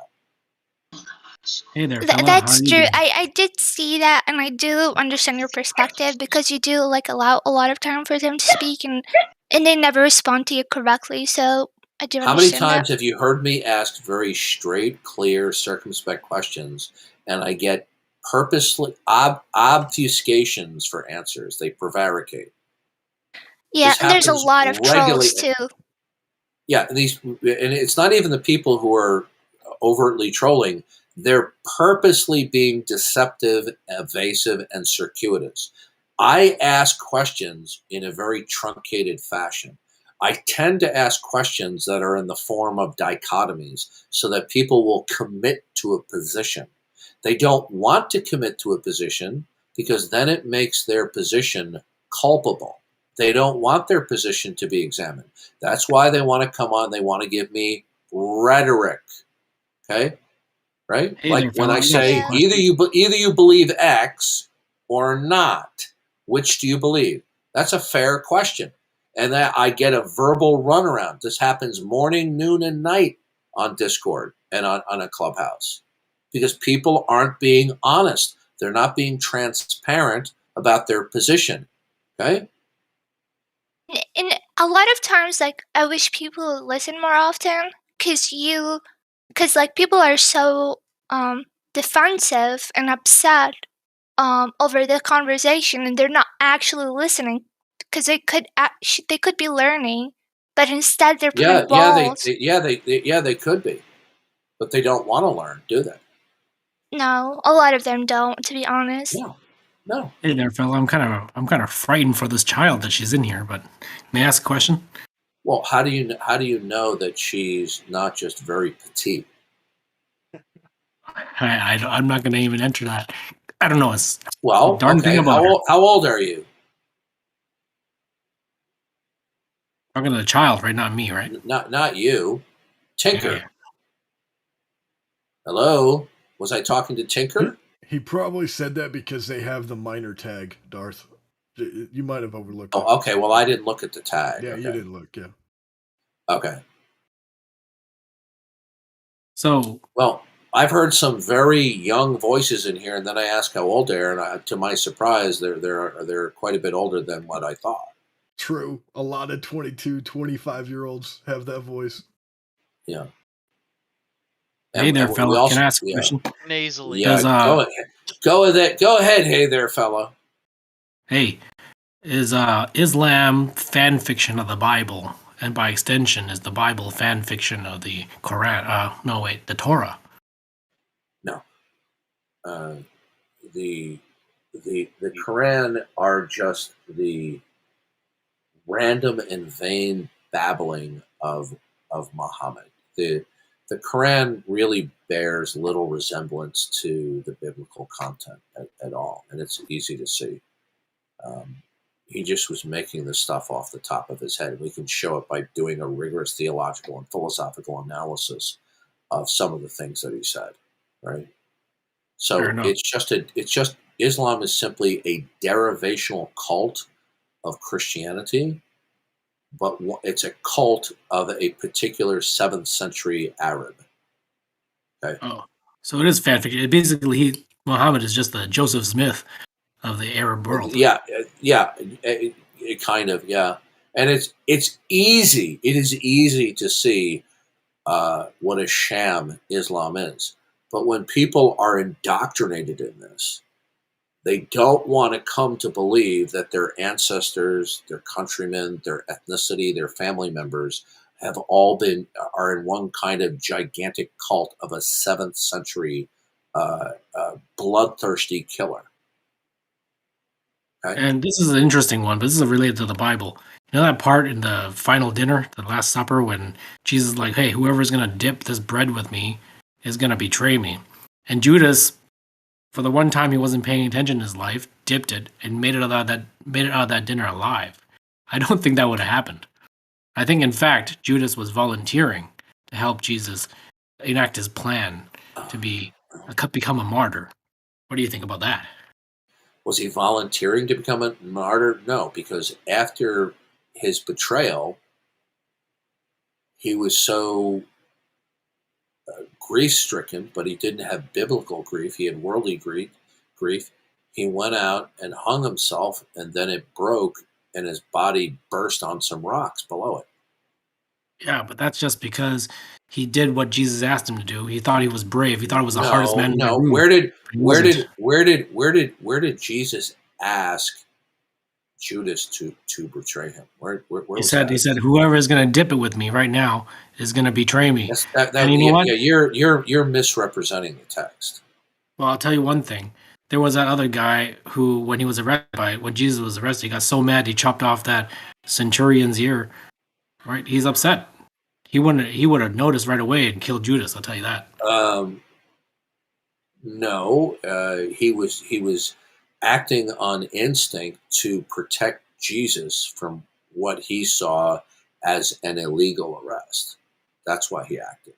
I think that the Christians may have misinterpreted that part, because knowing anybody, if you dip at the same time as someone else, died. Peter had a history of saying and doing things impulsively, so we should be surprised when he pulled out the sword. You know, they carried the swords because there wasn't 911 back then.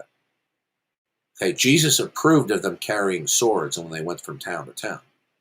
So now that we do have 911, do you think Americans should not be armed to the teeth with AR-15s? Why would it be a problem for Americans to own rifles? Because everyone's got them policed now, so that's why Peter had a sword, because he didn't. No, sir. Why is it a problem if a law-abiding citizen owns a rifle? Because it's a weapon of mass destruction, my friend. I can kill 30 people with it if I wanted to. Okay. Well, here's the problem. An AR-15 is a semi-automatic weapon. What you're referring to is something that's illegal that's been converted into an automatic weapon. As far as I know, that those are not legal unless you have a special license. So an AR-15, if it's legal, is simply a semi-automatic weapon, just like non-revolver handguns are semi-automatic. Shut up. Did you know that? Yeah, but it's 30 Okay, rounds so of dealing machines. what difference does it make whether it's 10 rounds or 20 or 30 rounds? It's The caliber? No, what I'm saying is that do you want to ban rifles? I want to ban rifles over 5 rounds. Okay, well you're not banning rifles. What you want to ban are clips. Do you think that banning larger clips is going to prohibit some schmuck from making his own clips? You can make your own clips. No problem with any size clip. I Right. just have a problem with a magazine being too big. Okay, I should have said magazine instead of clip. Okay, yeah. So there's a ban on the amount that magazines can hold. Okay, so somebody who is nefarious and is intending on doing harm can make their own magazines. It's just made out of sheet metal. Yeah, that's true. Yeah. Well, do you think Jesus would have written a parable? Did you know that there was an attack in a church, and the gunman was fleeing, and the only thing that stopped him was another guy who had an AR-15.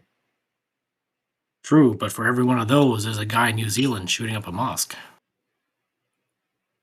Yeah, For every one of those? Do you understand? Do you know that? Okay, do you understand the difference between a semi-automatic and automatic?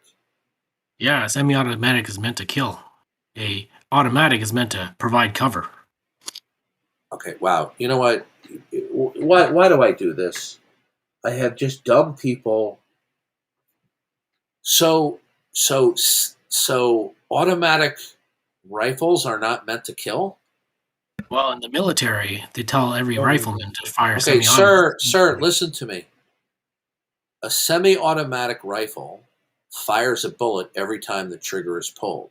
The same thing that pistols do. Okay? Other than revolvers, pistols with magazines or clips, whatever you want to call it, all those non-revolver pistols are semi-automatic. Do you want to ban those as well? Well, by the way, the problem, the problem is that there aren't enough people with guns because people feel the freedom to go in and shoot up these places. Okay, look at what just happened in Texas. Do you know there was a church where a gunman came in? It was a year or two ago, and there were several people in the church that were packing handguns, and they blew the guy away, and they saved everybody except for one person that he shot. Okay. Here's why I'm going to ask you a question. The point is this: the reason why people get these weapons is because they feel that the people they're shooting at are going to be vulnerable. How many people pulled out guns in saloons? Didn't happen that often, okay? Because if you did, then someone's going to pull out a gun and shoot you. The bottom line here is this: an AR-15 is just simply a semi-automatic rifle. Do you want to ban all semi-automatic rifles? That's not a bad idea because hunting can be done with a bolt-action rifle pretty well. Okay, so why does it have to be I agree hunting? with you. Why can't it? Wait a minute. Do you recall the riots that happened a little more than a year ago in different parts of the country? Oh, you mean the protests of black people? No, not the protests. The riots. The riots. Which ones? Okay, you know what? Get out of here. Okay, you're either you're really brain damaged or you're just a troll. Get out of here. What riots? Did everybody hear that? What riots?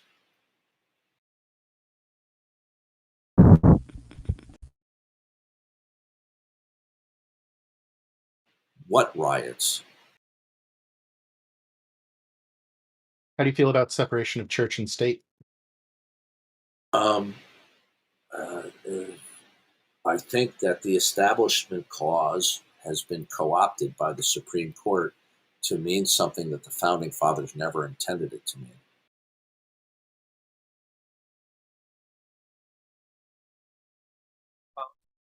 I just meant like in general. Like, would you be okay if you could like wave a magic wand? Would you like criminalize religious expressions that are blasphemous? No. Why is that?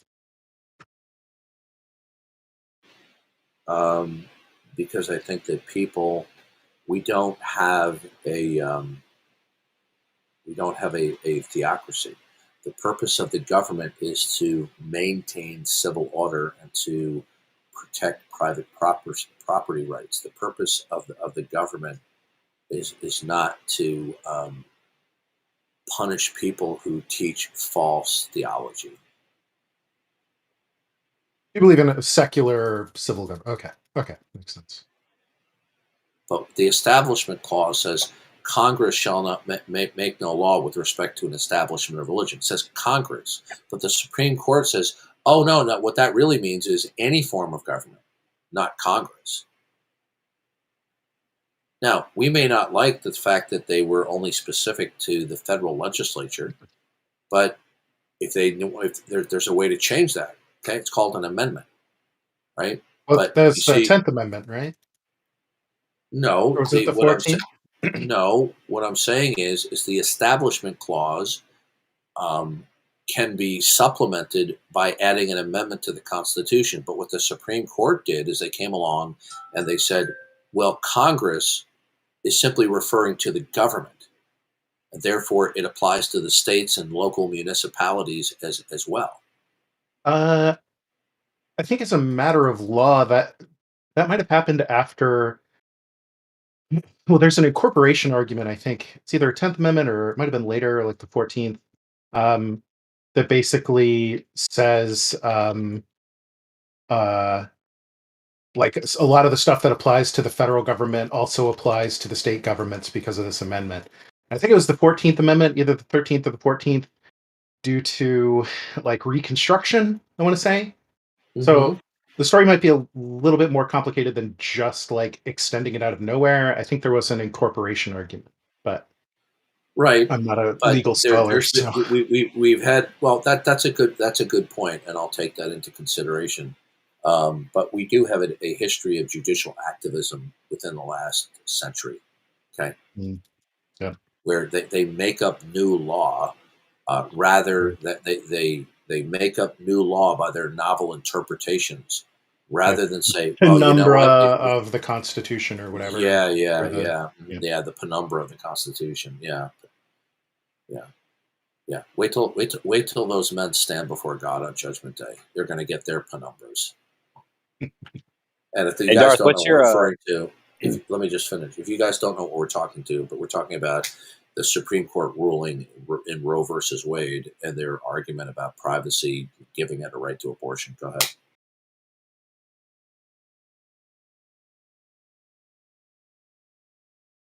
Go ahead, sir.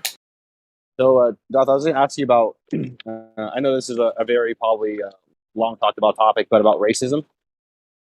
So, do you think it's a sin to be racist as long as you don't do anything about it? Like, for example, if I hate a specific race, then, I don't like this group of people, I'm not going to go out and talk about it, but I'm just going to keep it behind closed doors because these people tend to have a specific behavior in society that I disagree with. Okay, so when you say racism, do you mean that you disdain people because they have a different skin color? Or do you disdain a certain group of people because of their cultural practices? Cultural practices. Well, I don't think that that's necessarily racist. It could be, but not necessarily. Like, let's just give you a scenario. For example, the Apostle Paul said, "All Cretans are liars." Okay, this was a cultural practice more so than average human beings to routinely lie. All Cretans are liars. Well, was that a racist statement on the part of Paul? Was he being racist?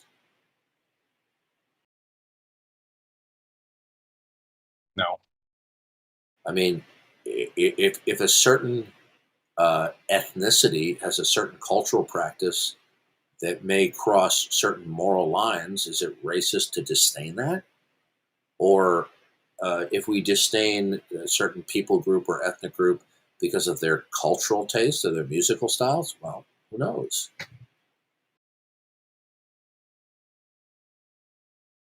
I just find it hard to kind of follow God's practice of being tenderhearted, forgiving of one another. When I see a lot of the stuff that happens on the news from a specific community, particularly low income communities, and for me to go out and sit there and say, "Well, it's okay, it's no problem," but in the back of my head, I'm saying I wouldn't live next to those people because I don't want to die. I don't want to put myself in that high probability of crime area. And to me, I don't know if that's Christian like. I don't know if I should be thinking like that because I'm kind of disregarding these people as criminals and losers. But as a Christian, I shouldn't be thinking like that. Is that correct? Do you think like that too, or is it just me? Your question isn't clear enough to me. So, for example, like if we go to like a really ghetto black community in California somewhere, and for me to say I don't want to live next to these people because these people have a really high crime rate, so I don't want to live next to black people because they have a high crime rate. That alone, right there, is, I mean, it's subjective racism. It could be racist depending on how you look at it. But as a Christian, should I be thinking like that? Should I be saying stuff like that, or should I just say, you know what, I'm going to live next to these people? I don't think it's so much their skin color. It's the particular locale where there's a high crime rate. But it sort of goes hand in hand. Like if you look at the poor communities, Generally all black. There are some black communities in certain states where there's not a high crime rate. Okay, let's just give you the example of Compton.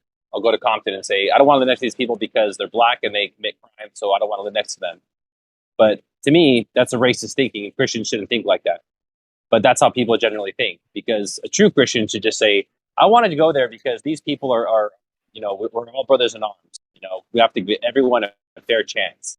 So But you would say this if they were white, though, right? Like, if they were white, it was a high crime community, you wouldn't want to live there either, right? Well, white communities generally don't have very high crime rates. No, I'm not compared to asking black you if white communities. communities generally have this, but if you found a white community that had a high crime rate, you still wouldn't want to live there. Is that correct? Exactly.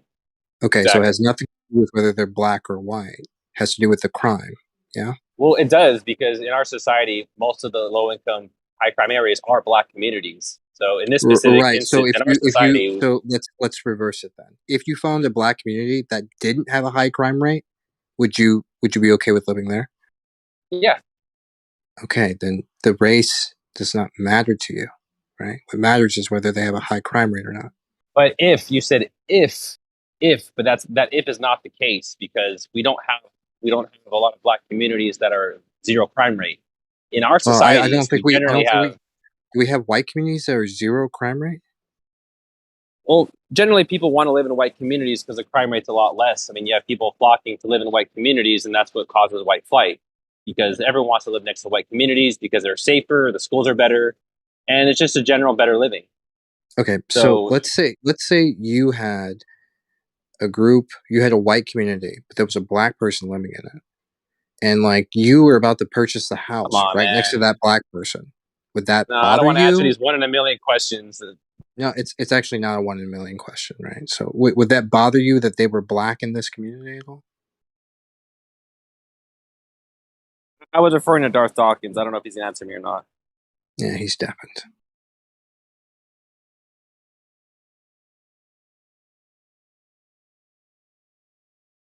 I don't think you need Darth to specifically figure this one out, but okay.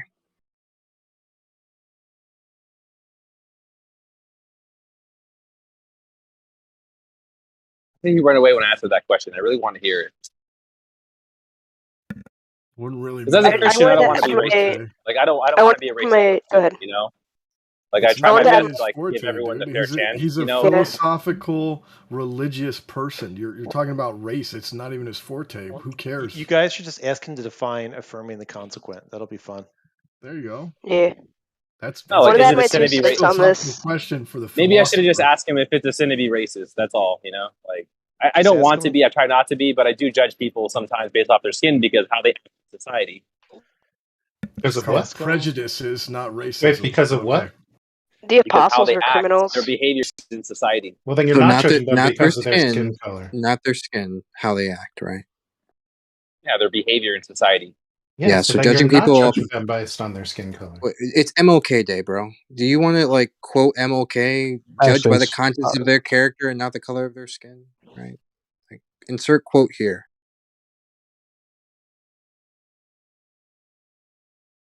Get it, Hart. Get it. I mean, he just said that he's doing that, and it's like, yeah, there's no issue with that. If you happen to dislike a lot of people that are black because you think they behave poorly, doesn't make you a racist. It just means you don't like those black people. You can like Oh, other yeah. black people who don't behave that way, right? Yeah. True.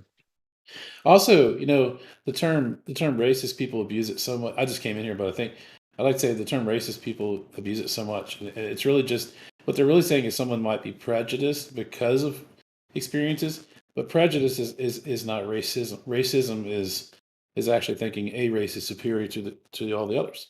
You know, it's I don't believe in supremacy. I'm not about supremacy at all. I don't think one race is better than the other. I think they all have checks and balances that kind of equal out, but some races particularly just really, crime goes hand in hand with that particular race. And, you know, I tend to avoid that race as much as possible or that group of people. And I think that act is racist. And I think maybe as a Christian, I shouldn't think like that. But So Tass, do you think that like It's a crime stereotype. goes hand in hand with this race because of some genetic issue, or is it crime and crime goes hand in hand with this race because of perhaps socioeconomic or some other issue? I think it's culture. Okay. I would always go back to culture. Do you think culture is a result of a genetic heritage? Yes, I do. Okay, well, then we got some problems, bro. Interesting. I think everyone's accountable for their own actions, and everybody can. Everyone has the opportunity to do better. Whatever that looks like, right? But I know we all have. There's prejudices, and they're not necessarily bad. I mean, we all prejudge, and it's for safety and other things too, right? But I do think that if you're a Christian, it's definitely a thing to work on seeing where that is and seeing where that might actually prevent us from reaching someone or doing God's will to love others. You know, the second greatest commandment, other than loving God, right?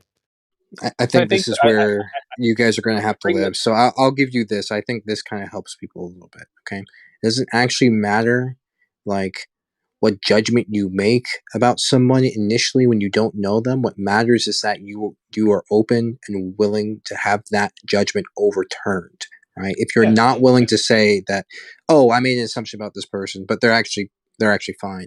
If you're not willing to say that because of their skin, then you have a problem. Yeah. I mean, and then also just remember that if we are eternal beings and this flesh rots in the ground, you know, where's I bring our it up worth because I think that what is it, right? I bring it up because I think that if we, as a Christian, if we die, we go to heaven. I don't think there's any room in heaven for racism. I don't think God's going to say, "Oh, you can be mean to these people because they acted a specific way in society." And so I don't want to think like that. But due to earthly situations and how things are out here, I'm kind of forced to act like that and think like that because we have human instinct. We want to survive. Putting ourselves in high crime areas is not survival skills. We're probably against that. Most of us here don't want to live in You're high kind of conflating two issues, right? Like, it's one thing to want to avoid an area because it's high crime for personal safety reasons. There's like another question, which is like, how does skin color get involved in that discussion, right? And that's where you're entering into these like empirical beliefs about race and like biology and genetics and to what extent these explain or influence behaviors. right? And so I think that's where the controversy is. I don't think anyone, Christian or otherwise, has a problem with people being like, I'd rather have like lower risk of personal harm or injury and selecting where you live based on that. Right? There's some people who are going to be like called to be missionaries, I guess, who should be like willing to go into, put their lives at greater risk than other people. But I don't think it makes you like a bad Christian if you're not doing that. But I distinguish that from the like cluster of empirical questions about the nature of race and the degree to which it influences things like criminality. And that's just like a See, scientific yeah, question. See, I don't know if I'm doing my job as a Christian because, for example, some of those missionaries who go to those countries, some of them die. Some of them get killed because they just go into society that's dangerous, but they're trying to spread the word of God. They go in there with a helpful hand, trying to save and help people and spread the word of God. So I think God will recognize it and say, hey, you know what? You're admitted to the kingdom of heaven because you try to spread the word of God and you live a good life. Whereas That's another correct. Christian It's like like myself, murdered him. well, let me finish. Well, another Christian Sorry, like sorry. myself says, I'm just not going to go in those communities because those people suck and the crime rate's high. I think if I'm approached by, if I am judged by God, he sees me, he's going to say, why don't you go to those people and spread the word of God like this other guy did? Why did you just sit on your ass and do nothing? Therefore, I think I'm not doing my job as a Christian. Well, that's very different, right? Like if you have a particular sense, like you prayed on this or something, you have some particular conviction that you're being called to become a missionary to this group, and you're like resisting that calling because of some kind of like personal distrust or distaste, or you're not able to like steel your courage enough to like face this greater risk to yourself. That's one thing, but that doesn't like you could be a perfectly good Christian and never be called to do that kind of missionary work. Plenty of Christians who are just like a But boring spreading the word of accountant, God, right? spreading the word of God is what Christians do. Yeah, So but when you not say good all of them do Christian, that not everyone does that in like high crime, dangerous areas, right? Yeah, it doesn't mean you need to walk into a trap house saying, "Let me tell you about the Lord." Like Yeah. it's not always the way, right? I'll go. Well, do you feel the need to go to like the Congo during Ebola outbreaks and share? You think like any Christian who doesn't immediately get on a flight to the Congo during an Ebola outbreak to like hand out New Testaments is like being a bad Christian? It all depends on your calling. Are you an evangelical? Because if you're an evangelical and you really believe in that, then you're going to try to convert as many people as you can because you think that's your calling. But a lot of people aren't like that anymore. Not in today's world. They believe I in think that's just acts. They some. believe they'll go to their own way. They'll find their own way to God, and they have their own temple, like Acts kind of tells you. I You think have your that own term temple. evangelical is a very anti-Christian statement because what you're trying to say is some Christians don't need to talk about God, but others do. And I think that Oh, ideology is call it some calling. worldly Call it calling. Like some definition. people are called to go to the choir and sing, and their calling's singing with their voice. It has to do with a little bit of works, but it's your calling. What do you feel like your calling is in the church? What do you want to do for your community? What do you feel like is your job to prop the community up? That's your what you feel. Your calling might be to be a really excellent garbage man and like form really strong friendships and connections and to be like a role model and an inspiration to other people in that work. And that might be how you spread the word of God. It doesn't have to mean like, well, no, I'm gonna like in my free time choose to go hang out in really dangerous areas of town. If I don't do that, then I'm not doing what God wants for me in my life. I think some Christians are called to do that. Some Christians are called to like, you know, minister to the sick and put their lives at greater risk than others. But I don't think every Christian has the same calling to go do that.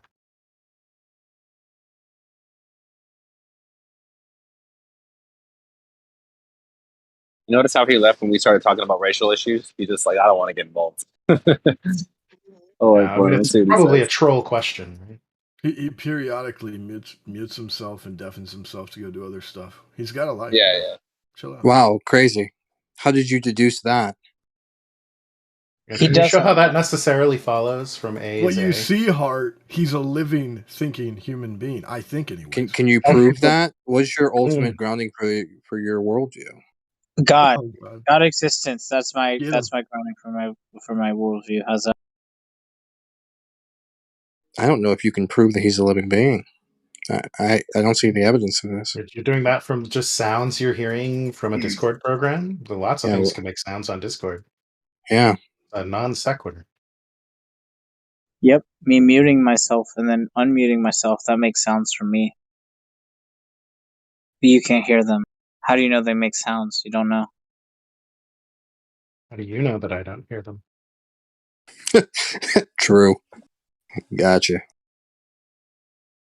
Well, I did think I asked him the most relevant question. A lot of people just came in here and had theories, and they were just trying to push them against him. But I had some good questions too that I brought up to it, like living millions and millions and millions of years. Like, do people really want to live that long? I just can't believe that any atheist still engages in this conversation. I think it's Yeah, I really know. interesting. They just get their ass beat, you know. Well, it's they do. not even that they necessarily get their ass beat. It's just like there's this argument is set up to where you cannot win, right? So like, why even participate? You sure it's I set asked up him to where you questions like, can't win? Yes. So you're not going to hear anything new, right? yeah. No, I asked him questions like, as a Christian, like things like, what's funny in heaven? Like, what kind of humor should we have? Because I think we all have humor here, but I don't think the humor that we have is, Can you prove Christian. that? No, I can't. That's why I asked him. I says, if I like Howard Stern prank calls, I like watching these guys prank call the public access shows. I think they're hilarious. But I don't know if God's like, man, that's just not funny to me. I don't know if you understand. Like, I don't know what kind of humor to have. I don't know what's Why don't you says pray about nothing- it? Hold on. The Bible says that nothing evil can exist in heaven.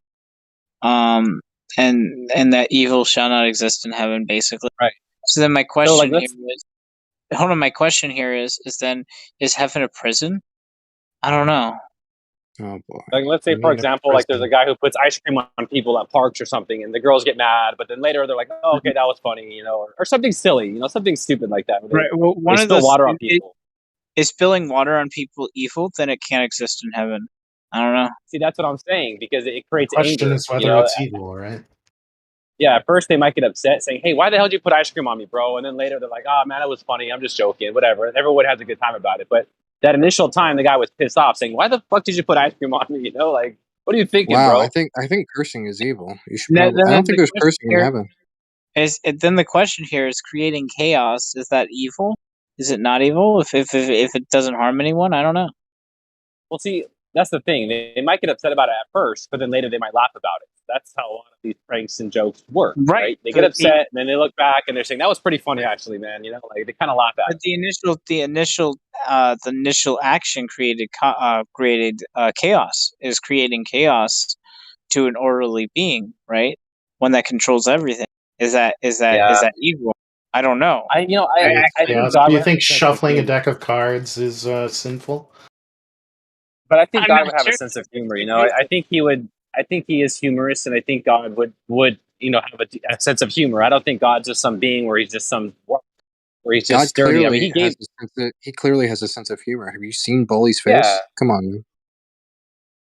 I mean, he gave us a sense of humor, so I think he'll understand that. I understand humor, so if you guys do pranks with each other, it's all fun. Everyone's having Wait. Just Do fire a you shot at me? understand? Do you understand humor? Yeah, I though? totally just attacked you. Because I don't think liberals I'm understand surprised with humor. it. I got rocked. I think to be a liberal, you don't understand humor. I think it's Conservatives have only one joke. That liberals have no jokes? Is that the joke? No, it's the thing about the gender. What? I mean, like the thing about the gender. Could you? I don't know what that means. Conservatives will often joke that fuck, what was it? I forget. Never mind. I didn't say anything. Well, what are you even talking about, man? Because I don't even.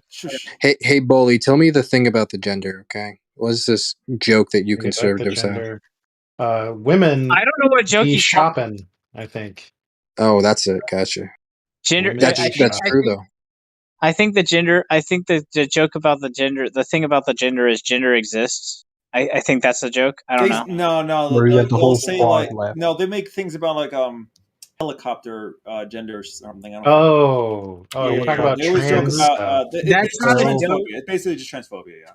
That's not a Oh, joke. That's That's a not meme. true. I don't know. I Conservatives thought also I have don't even. racist jokes, right? I don't even know what you're talking about. I don't think that's even a joke, to be honest. It's sexually identifying as an attack helicopter. It's like a That's satire not a of. joke. It is a joke. It is a joke. It's a satirical No, that's a meme. criticism. Wow, I'm so Oh, glad yeah, he told us the really satire. I Good. would have never Let's deduced have this. Let's have this semantic discussion, please. It's not a joke. It's a meme. Oh, okay. Yeah, it's not a joke. It's a meme. It's not a joke. It's a meme, dude. LOL. Stop it. But yeah, conservatives are pretty unfunny, in my opinion. I don't know if God would find That's ridiculous. Well, so I don't know if God has a sense of humor, because isn't the essence of humor to surprise? But God can't be surprised; He knows everything. That's true. Have you ever laughed at a joke that you've heard before? No, that well, doesn't- yeah, well, sometimes, but it's surprise rare. is not like a necessary part of humor. No, it's not. It can be. It certainly can be. It's a crucial part, because if you know the punchline is Maybe. coming, it's really but hard to laugh. that's not true. And I think a really good example of this is there's a fucking what's the British duo Mitchell and Webb, I think. They have this bit where they're at a party and this guy keeps like bringing up the fact that he's a brain surgeon. He's like, so like ask other people what they do, and they're like, oh, I work in blah blah blah, and he's like, huh, not exactly brain surgery, is it? And I should know because I'm a brain surgeon. And he does this like 2 or 3 times, right? Sounds Then like a he college then humor he's joke. well. So then he talks to someone. He's like, "What do you do?" And he's like, "Oh, I work on rockets. I'm a rocket scientist." The guy goes, "Oh, well, I'm I'm a brain surgeon." He's like, well, it's not exactly rocket science, is it?" And it's a really funny joke, even though like as soon as you hear him say that like what his line of work is, that he's like works on rockets, you know that what's coming up is it's not exactly rocket science. But it's still funny. It's still hilarious when it happens. This is a really long It's like explanation that we like if you see could have truncated terribly. it's like if you see a banana peel and you see someone walking toward I it feel like- and I then feel they like slip and brain fall on it, it can surgeons still be make more funny, money. even if you know that like the they're just punchline is going to be mad. they slip Bully, on it I and fall down. already took care of this like 10 seconds ago when I asked him if he's ever laughed at a joke that he's heard before, right? Like that already Yeah, you don't have to neatly boxes explain the everything. But that's different. No, that's How not. it's still a funny. So it's different because you could still say that like what you're laughing at is like some sort of recreation of the time that you were surprised by it when you first heard it. Yeah, and could you not make that exact same argument for the joke that you just told about brain surgery? No, because you haven't heard that punchline. Wait, so once you hear it, you know he's going to repeat that every single No. time, right? No, but that's not. I feel like you stopped. Maybe you stopped listening. I didn't. I mean, I've Mr. Bean seen that joke and I himself. heard your explanation. Yeah. So the funny part isn't when the guy repeats it again. The punchline of the joke is that someone if you have else. to tell us the funny part, it wasn't funny. I'm just saying this guy mistook what the punchline was. Oh, I well, get yeah, it. but the problem the is punchline that was the you- rocket scientist. Yeah, joke. I It's the got rocket that. scientist So thing. the problem is that you didn't know that he was about to say that, right? So the surprise element is still there. You don't get rid of that, right? Just because it's up It's the not same what you're form. laughing at. Oh boy. Yeah, I'm laughing at everything right now. All right, Bully. You know, sometimes I love you, bro. I really do. And on that You guys wanna point, hear a love joke? is the greatest power we have. Yes. Okay, here's a joke, but don't interrupt me because the joke falls apart. Okay. A businessman says to his Jewish friend, I've been diagnosed with a rare disease. I need you to donate your blood. I'll give you $1 million to donate blood, or else I'll die." The guy says, "Okay, so I'll give you $1 million. You donate your blood to me." Then the guy comes back a month later and says, "I need another blood transfusion. I'll give you $10,000 if you give me more blood." He says, "All right, fine." Then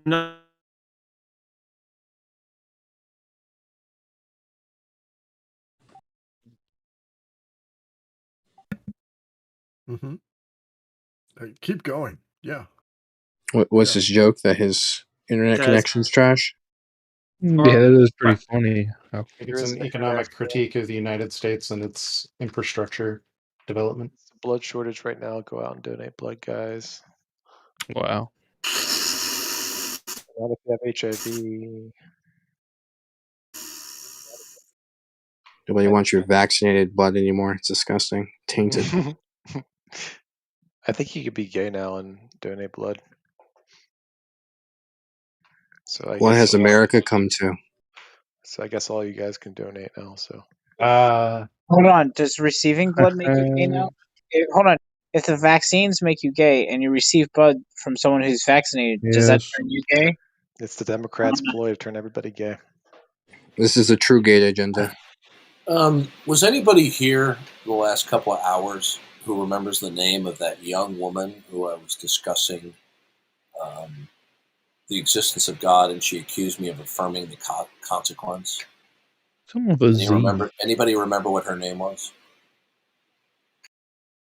It's like Zany? Something like it.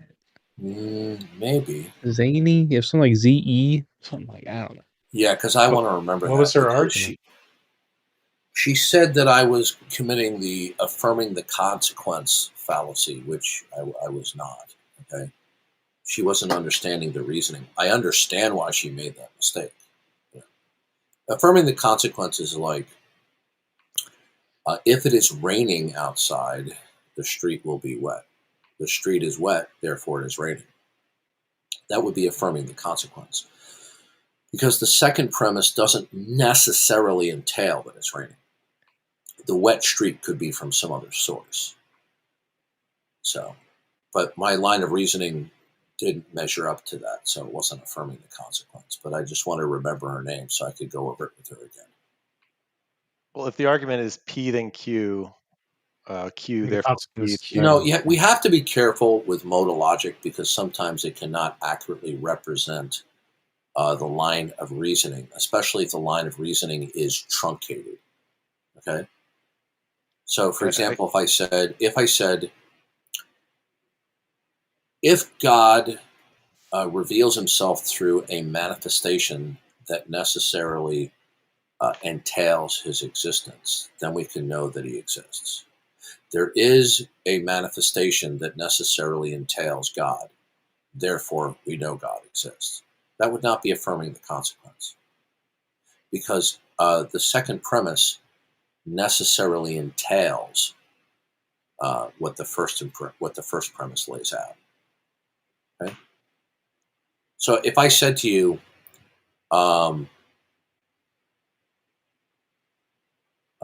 let's see, what's a good example? If there's snow on the ground, then necessarily it is snowing outside. And then premise two, there is snow on the ground, therefore it's snowing. Well, the snow could have come from a truck that was delivering it, okay, to somewhere. Okay, but if the consequence necessarily points to the first premise, then it's not affirming the consequence. It's only when the consequence can be the result of some other source. Okay. Yeah, I think that's just question begging then. No, it's not question begging, not at all. So, for example, if I said to you, if it is raining outside and there is no other source of water, then we can know that it is raining. There is water on the road, therefore we know it's raining. That would not be affirming the consequence. Well, but if we said if it is raining outside, the road will be wet, and then we say the road is wet, therefore it's raining, that would be affirming the consequence.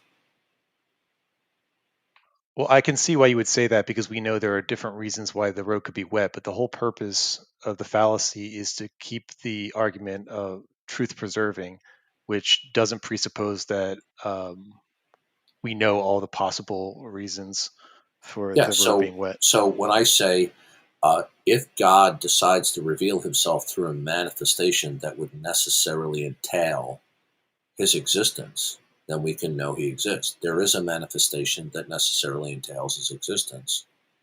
Then the conclusion God exists is valid and sound. Yeah, it's just modus ponens, right? P implies Q, P, therefore Q.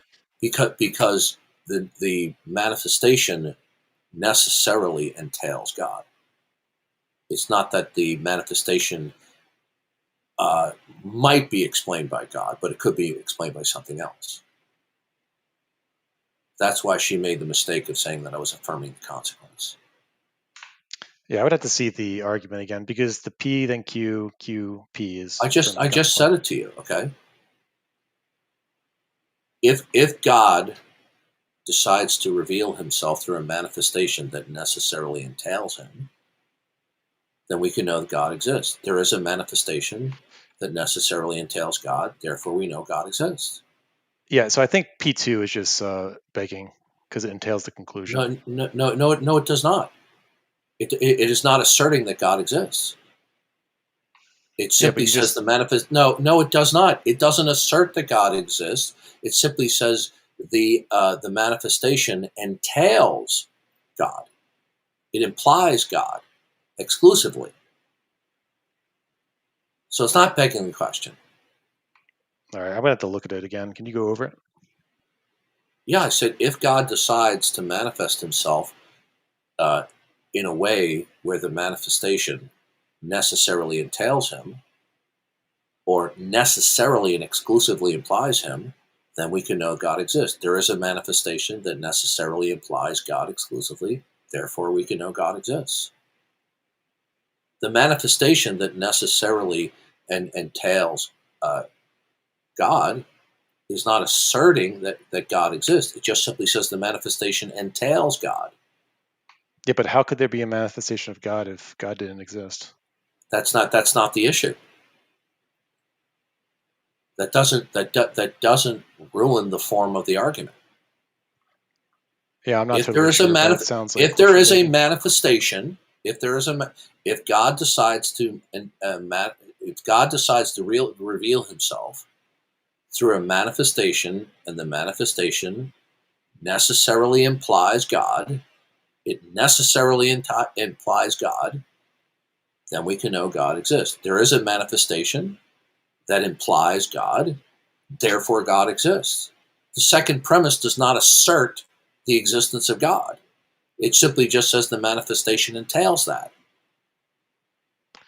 Yeah, so I mean, if you can just determine God from P2, it's trivial, right? It's just question begging. It's not trivial, and it's not question begging. This is true of every deductive argument. Yeah, you know what's amazing? It blows my mind how either incompetent or dishonest people are. All P2 is saying is that there's a manifestation that necessarily entails or implies God. That's all. Yeah. It's not question begging. Okay, saying God exists is not the same proposition as saying that there's a manifestation that implies God. You just said it did. Well, okay. You know what? Fuck off. Get out of here. You know what? This is what I can't stand is some of these philosophical types. They're so fucking dishonest. They're like that Martin Short character who was the lawyer for the tobacco company. I didn't say that. You said that. They simply don't care. Get out of here or I'll ban your sorry little ass. Don't ban me. No, not you. To say that there's a manifestation and that the manifestation necessarily implies God, right, is not the same thing as saying God exists. God exists. I assume that he meant something like that's going to be the controversial premise, right? Like someone who doesn't believe that God exists is either going to think... fine. Okay. I can understand that. Yeah, I know. But you see, this is the favorite thing of sophists to do is just say, they just throw out, oh, you're just begging the question. You're begging the question. They do this all the time. And it's What was the name of extremely that annoying. before? What was the name of it? Affirming the Affirming the consequent. consequence. Affirming the consequent or quence, excuse me. Yeah. Okay. Okay. So if it's raining outside, the street will be wet. The street is wet, therefore it's raining outside. Now, you can evade that by defining that the street is wet, that there's no other water source. Okay? And then you avoid it or avoid the problem. It's just when there's another option for the street being wet. If the only option for the street being wet is rain, then you're not guilty of the fallacy. Right. Now, when you say there's no other water source, you mean no other water source present at the time, because there may have been a water source. What we're saying is that the water on the street could not have been from any other source. Okay. Right. So if there was a flood, that just went through recently, and there's water on the street, you can't say, oh, that was created by the rain because it was created by the flood. Understood. No, we can just simply say,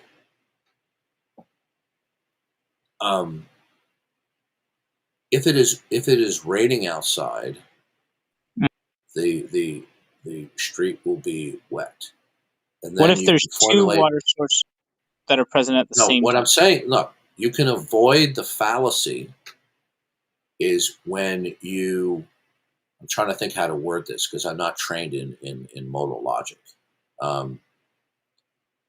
It's only a fallacy is if the water can have another source. Okay. Okay. Right. So you could conjoin some other premises there to try to make it like. I would be wording it better, but I'm very tired. Okay. So if there's two water sources present at the same time, you can't conclude that it was. If we say if it is raining outside, the street will be wet. Okay, the street is wet. But if in the reasoning or the argument you rule out any other source of water, then you're not guilty of the fallacy. Understood. Okay, it's only when the street being wet could be wet for another reason other than it's raining outside. So can I give you a little bit of a question? So let's say it's raining, right? But every time it rains in this particular not you area, again. Oh, go ahead. and it creates a flood. And the street is wet. Is that because of the flood, or is it because of the rain? Well, it would be indirectly from the rain. Okay. It wouldn't be directly from the rain. It would be indirect.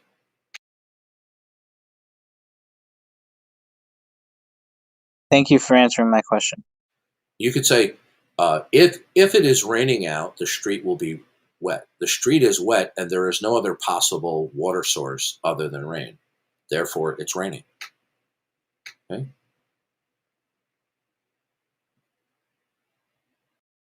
It's just sometimes when people, and I'm sure I'm guilty of this too, express their reasoning in an inarticulate way, or they don't give enough specificity. And so because there's not enough specificity there, that it appears that they're committing, affirming the consequence.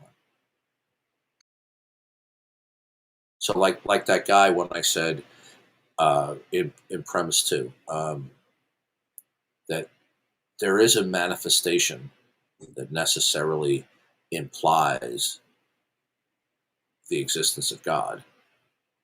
And then I said, therefore we can know God exists. He says that begs the question, but P2 is not the same thing as the conclusion.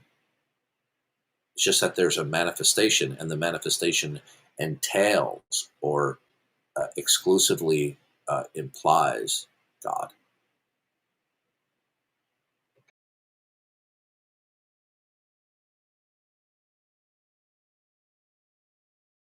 Yeah, sometimes these fallacies can be tricky, and sometimes people mistake them. There was a situation with Matt Slick and Alex Malpass, where he nailed Matt Slick on one line of reasoning about the laws of logic, okay, and Alex being proficient in modal logic, where Matt said either the laws of logic can be accounted for by God or not God, right? And then he said, I think P2 was like the laws of logic cannot ground the laws of logic, right? Therefore, God grounds the laws of logic. And Alex Malpass said, well, you're saying not God, right? Which was the same thing as God. But that's not what Matt Slick meant. Okay, so when he said not God, he wasn't negating not God. He was saying whatever not God is cannot ground the laws of logic. You understand? Does everybody understand? Yeah.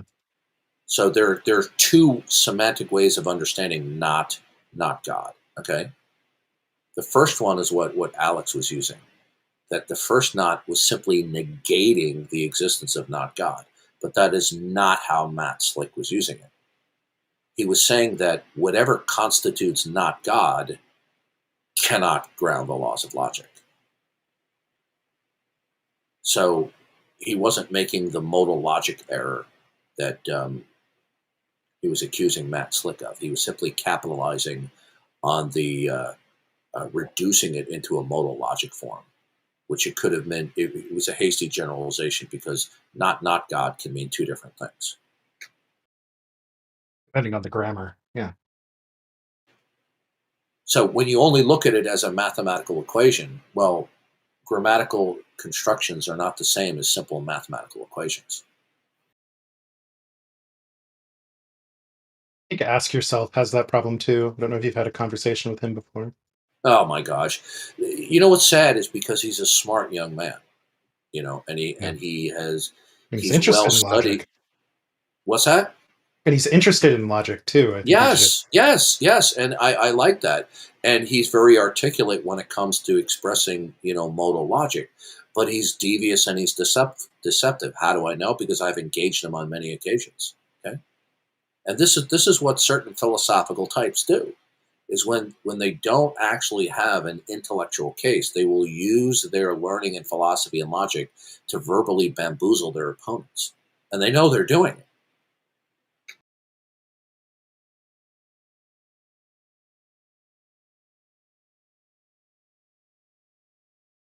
So when I said, if God reveals himself in a manifestation, then we can know that he exists. And then I said, there is the manifestation, therefore God exists. Well, in one sense, it could be understood as being affirming the consequence.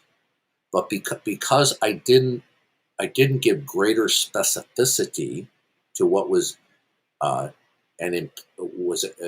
unexpressed premise, that she thought I was committing affirming the consequence, right? So if you reformulate it, you just simply escape the problem. The question then would be, how do you know if it's God or if it's something that just claims to be God and it's not? Because the manifestation necessarily entails God, and that the manifestation could not be affirmed to anything else because it would result in absurdity. So nothing besides God can create manifestations? No, that's not what we're saying. You're losing track. It's Yeah, just that you're not there could be focusing. some kind of sign, some piece of evidence, or some kind of indication. Not that every indication has this property, but that there could be some kind of piece of evidence that has the property that you'd only see this evidence if God existed. Right. The only way to see this evidence is that God existed. So as soon as you see that evidence, you can immediately draw the inference. Since it has this property, you can draw this inference that God exists. So it's the only explanation for this evidence. So then how would you know when you've seen said evidence? That is a good question. That is not the response due to the impossibility of the contrary. Okay, Okay? that makes sense. I think you That explained that. if the contrary is impossible. Okay, so for example, I could just simply say the very fact of your own self consciousness is revelatory of God necessarily. And you say, well, how so? How does that necessarily indicate that? It's because then your consciousness wouldn't mean anything. It wouldn't be anything. Because if our consciousness is something, it's a fact, and it possesses intelligibility, then it will be indicative that it originates in the mind of God, okay?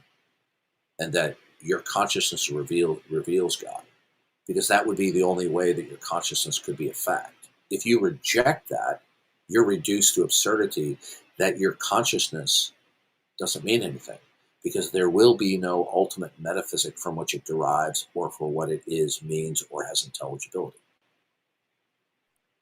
Okay, so are you saying that everything has to mean something? No, what we're saying is every fact indicates God. Okay, so And the reason why we consciousness. and the reason why we can say that every fact indicates God, but it is only by God's that it does that. Okay?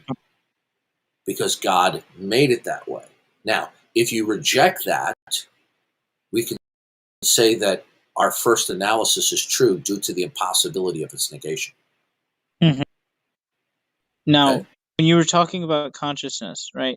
So and under your this predisposition based on what you've said so far, would that mean that consciousness has to mean something, or can No, consciousness no, not mean no. anything? It doesn't matter what the fact is. Oh, I'm just saying we could start with a fact, and let's say it's your own self-consciousness. That would be your proximate starting point. You could be any, it could take any fact, okay? In order for something to be a fact, right? What is going to be the ultimate transcendental precondition that makes anything a fact? And the answer is it's going to have to be the mind of God, right? And the reason why is because God will have to reveal himself. Because if God doesn't reveal himself, then there will be no identifiable, defensible, metaphysical background as to what a fact is. So if there are facts, then God exists.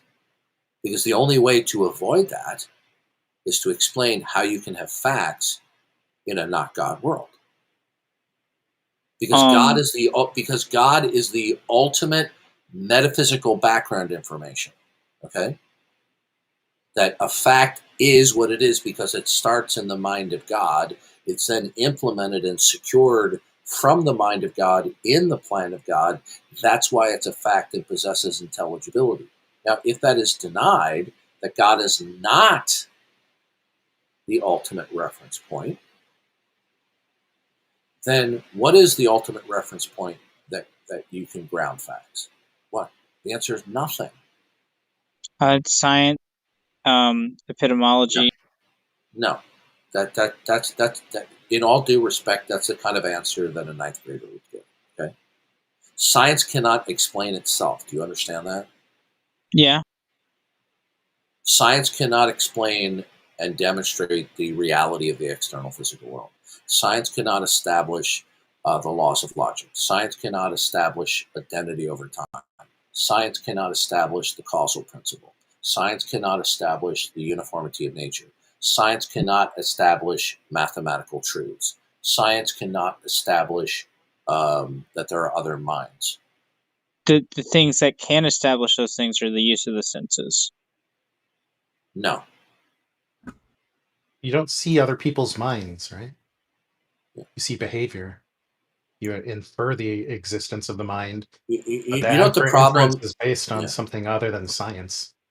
Guys, you know what the take a problem theology in American education, you know what the problem is they don't teach any basic philosophy and history of science. They teach a little bit of the history of science, but next to nothing of the philosophy of science. And we get these young skull full of mush spouting empiricism, not knowing that it's self-refuting and incoherent.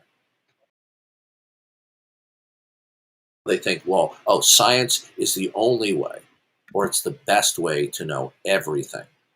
Okay, it's self-refuting.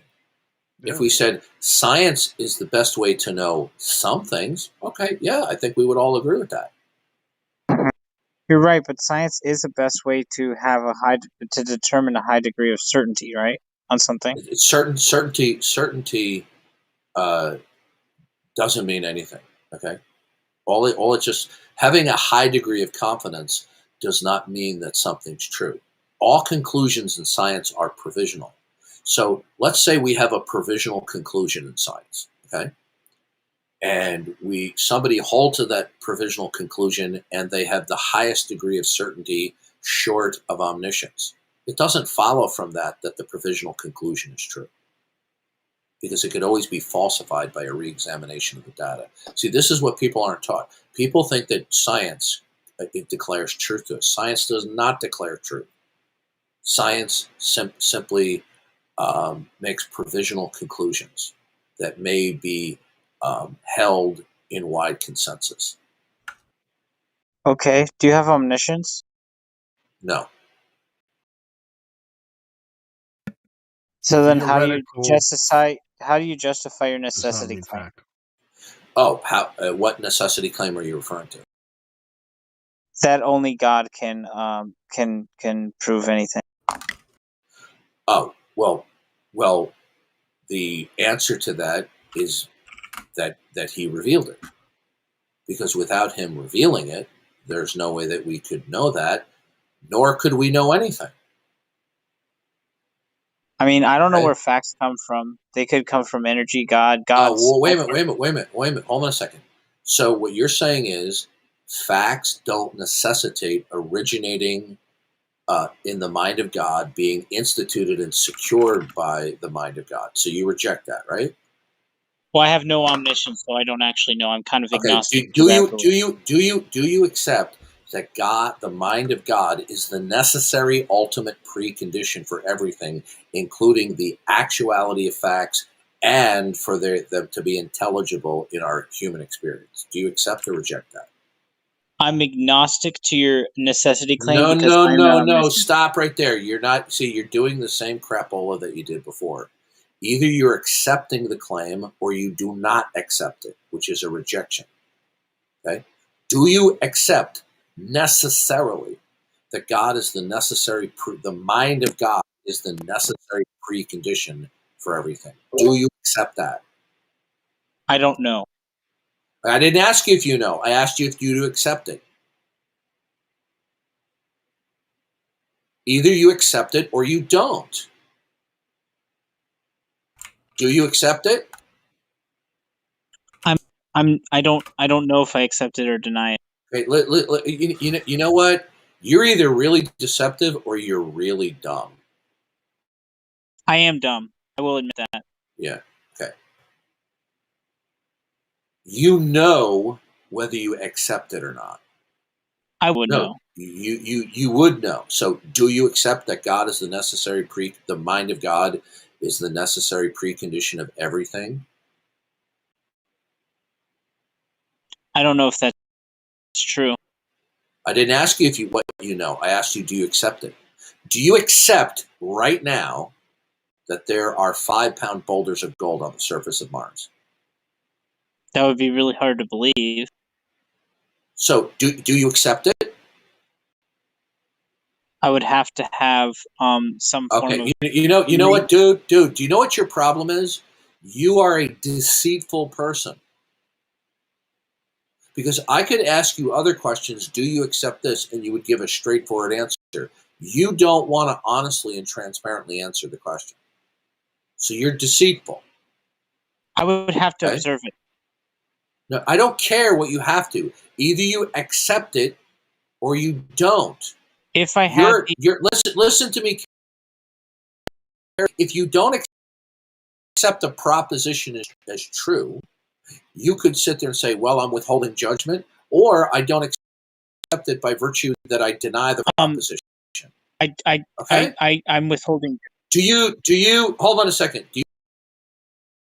hold judgment?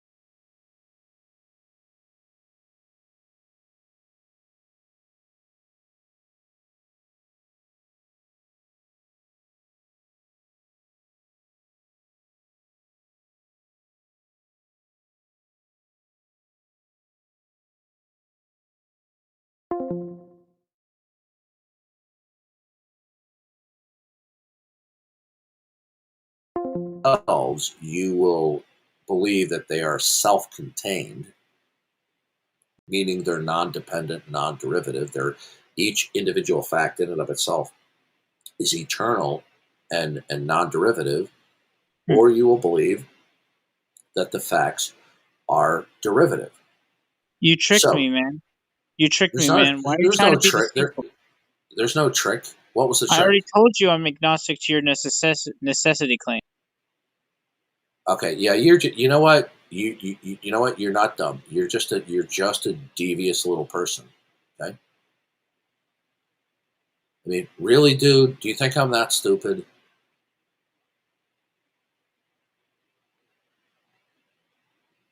Okay. Are the facts that you believe do not necessitate deriving from the mind of God, are those facts eternal and self-contained?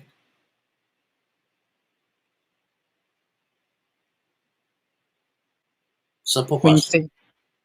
When you say contained, self-contained, I've already explained this to you. I've already explained this to you a half dozen times. What self-contained means. Okay. You know what I'm picking up from you. You are well practiced. This comes to you very easy to be deceptive, where you play dumb over and over again. Have I not explained to you half a dozen times what being self-contained means? Right, but I already told you the Okay, one part good. of. Are there any facts that you are acquainted with that are eternal, unconditionally non-dependent, and self-contained and non-dependent, non-derivative? Do you know of any such facts? Or do you believe in any such? Okay. All right. So since none of these facts that you neither know or believe are self-contained, eternal, unconditionally non-dependent, then what is it? What is the metaphysical reference point or derivational point that makes the facts what they are? It's not themselves, so it must be something else. So if it's not the mind of God and the facts do not exist in and of themselves, then the facts exist by virtue of something else that institutes and secures their factness. So what would that ultimately be? I didn't say that. I said I didn't know. Okay. What is it that makes the facts facts? What is the ultimate reference point? Okay, so now what you're saying is that the facts are brute facts. Well, I got some, you know what a brute fact is? A brute fact is something that is stipulated that has no identifiable or defensible reason why it is. Now, do you understand what a brute fact is?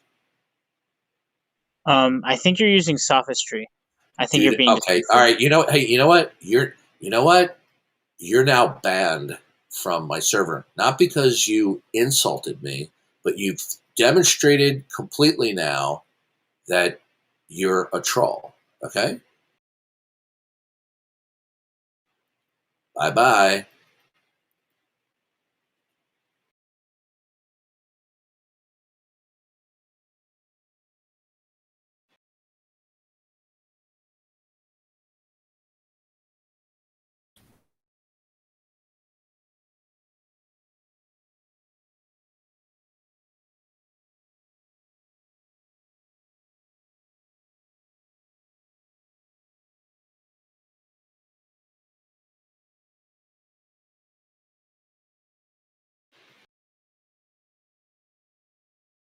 Huh, why did that work? I should have gotten feedback.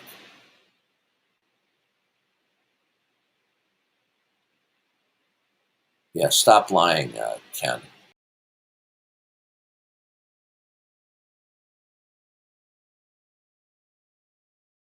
Oh, I know why. I'm in the wrong text chat.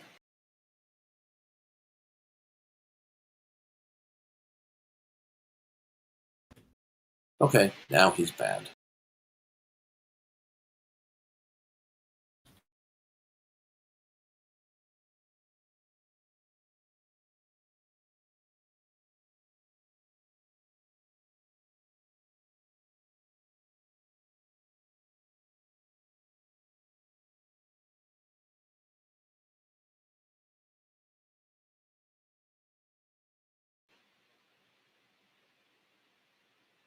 Yeah, hey,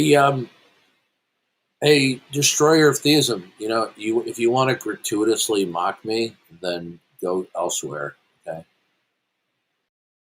Now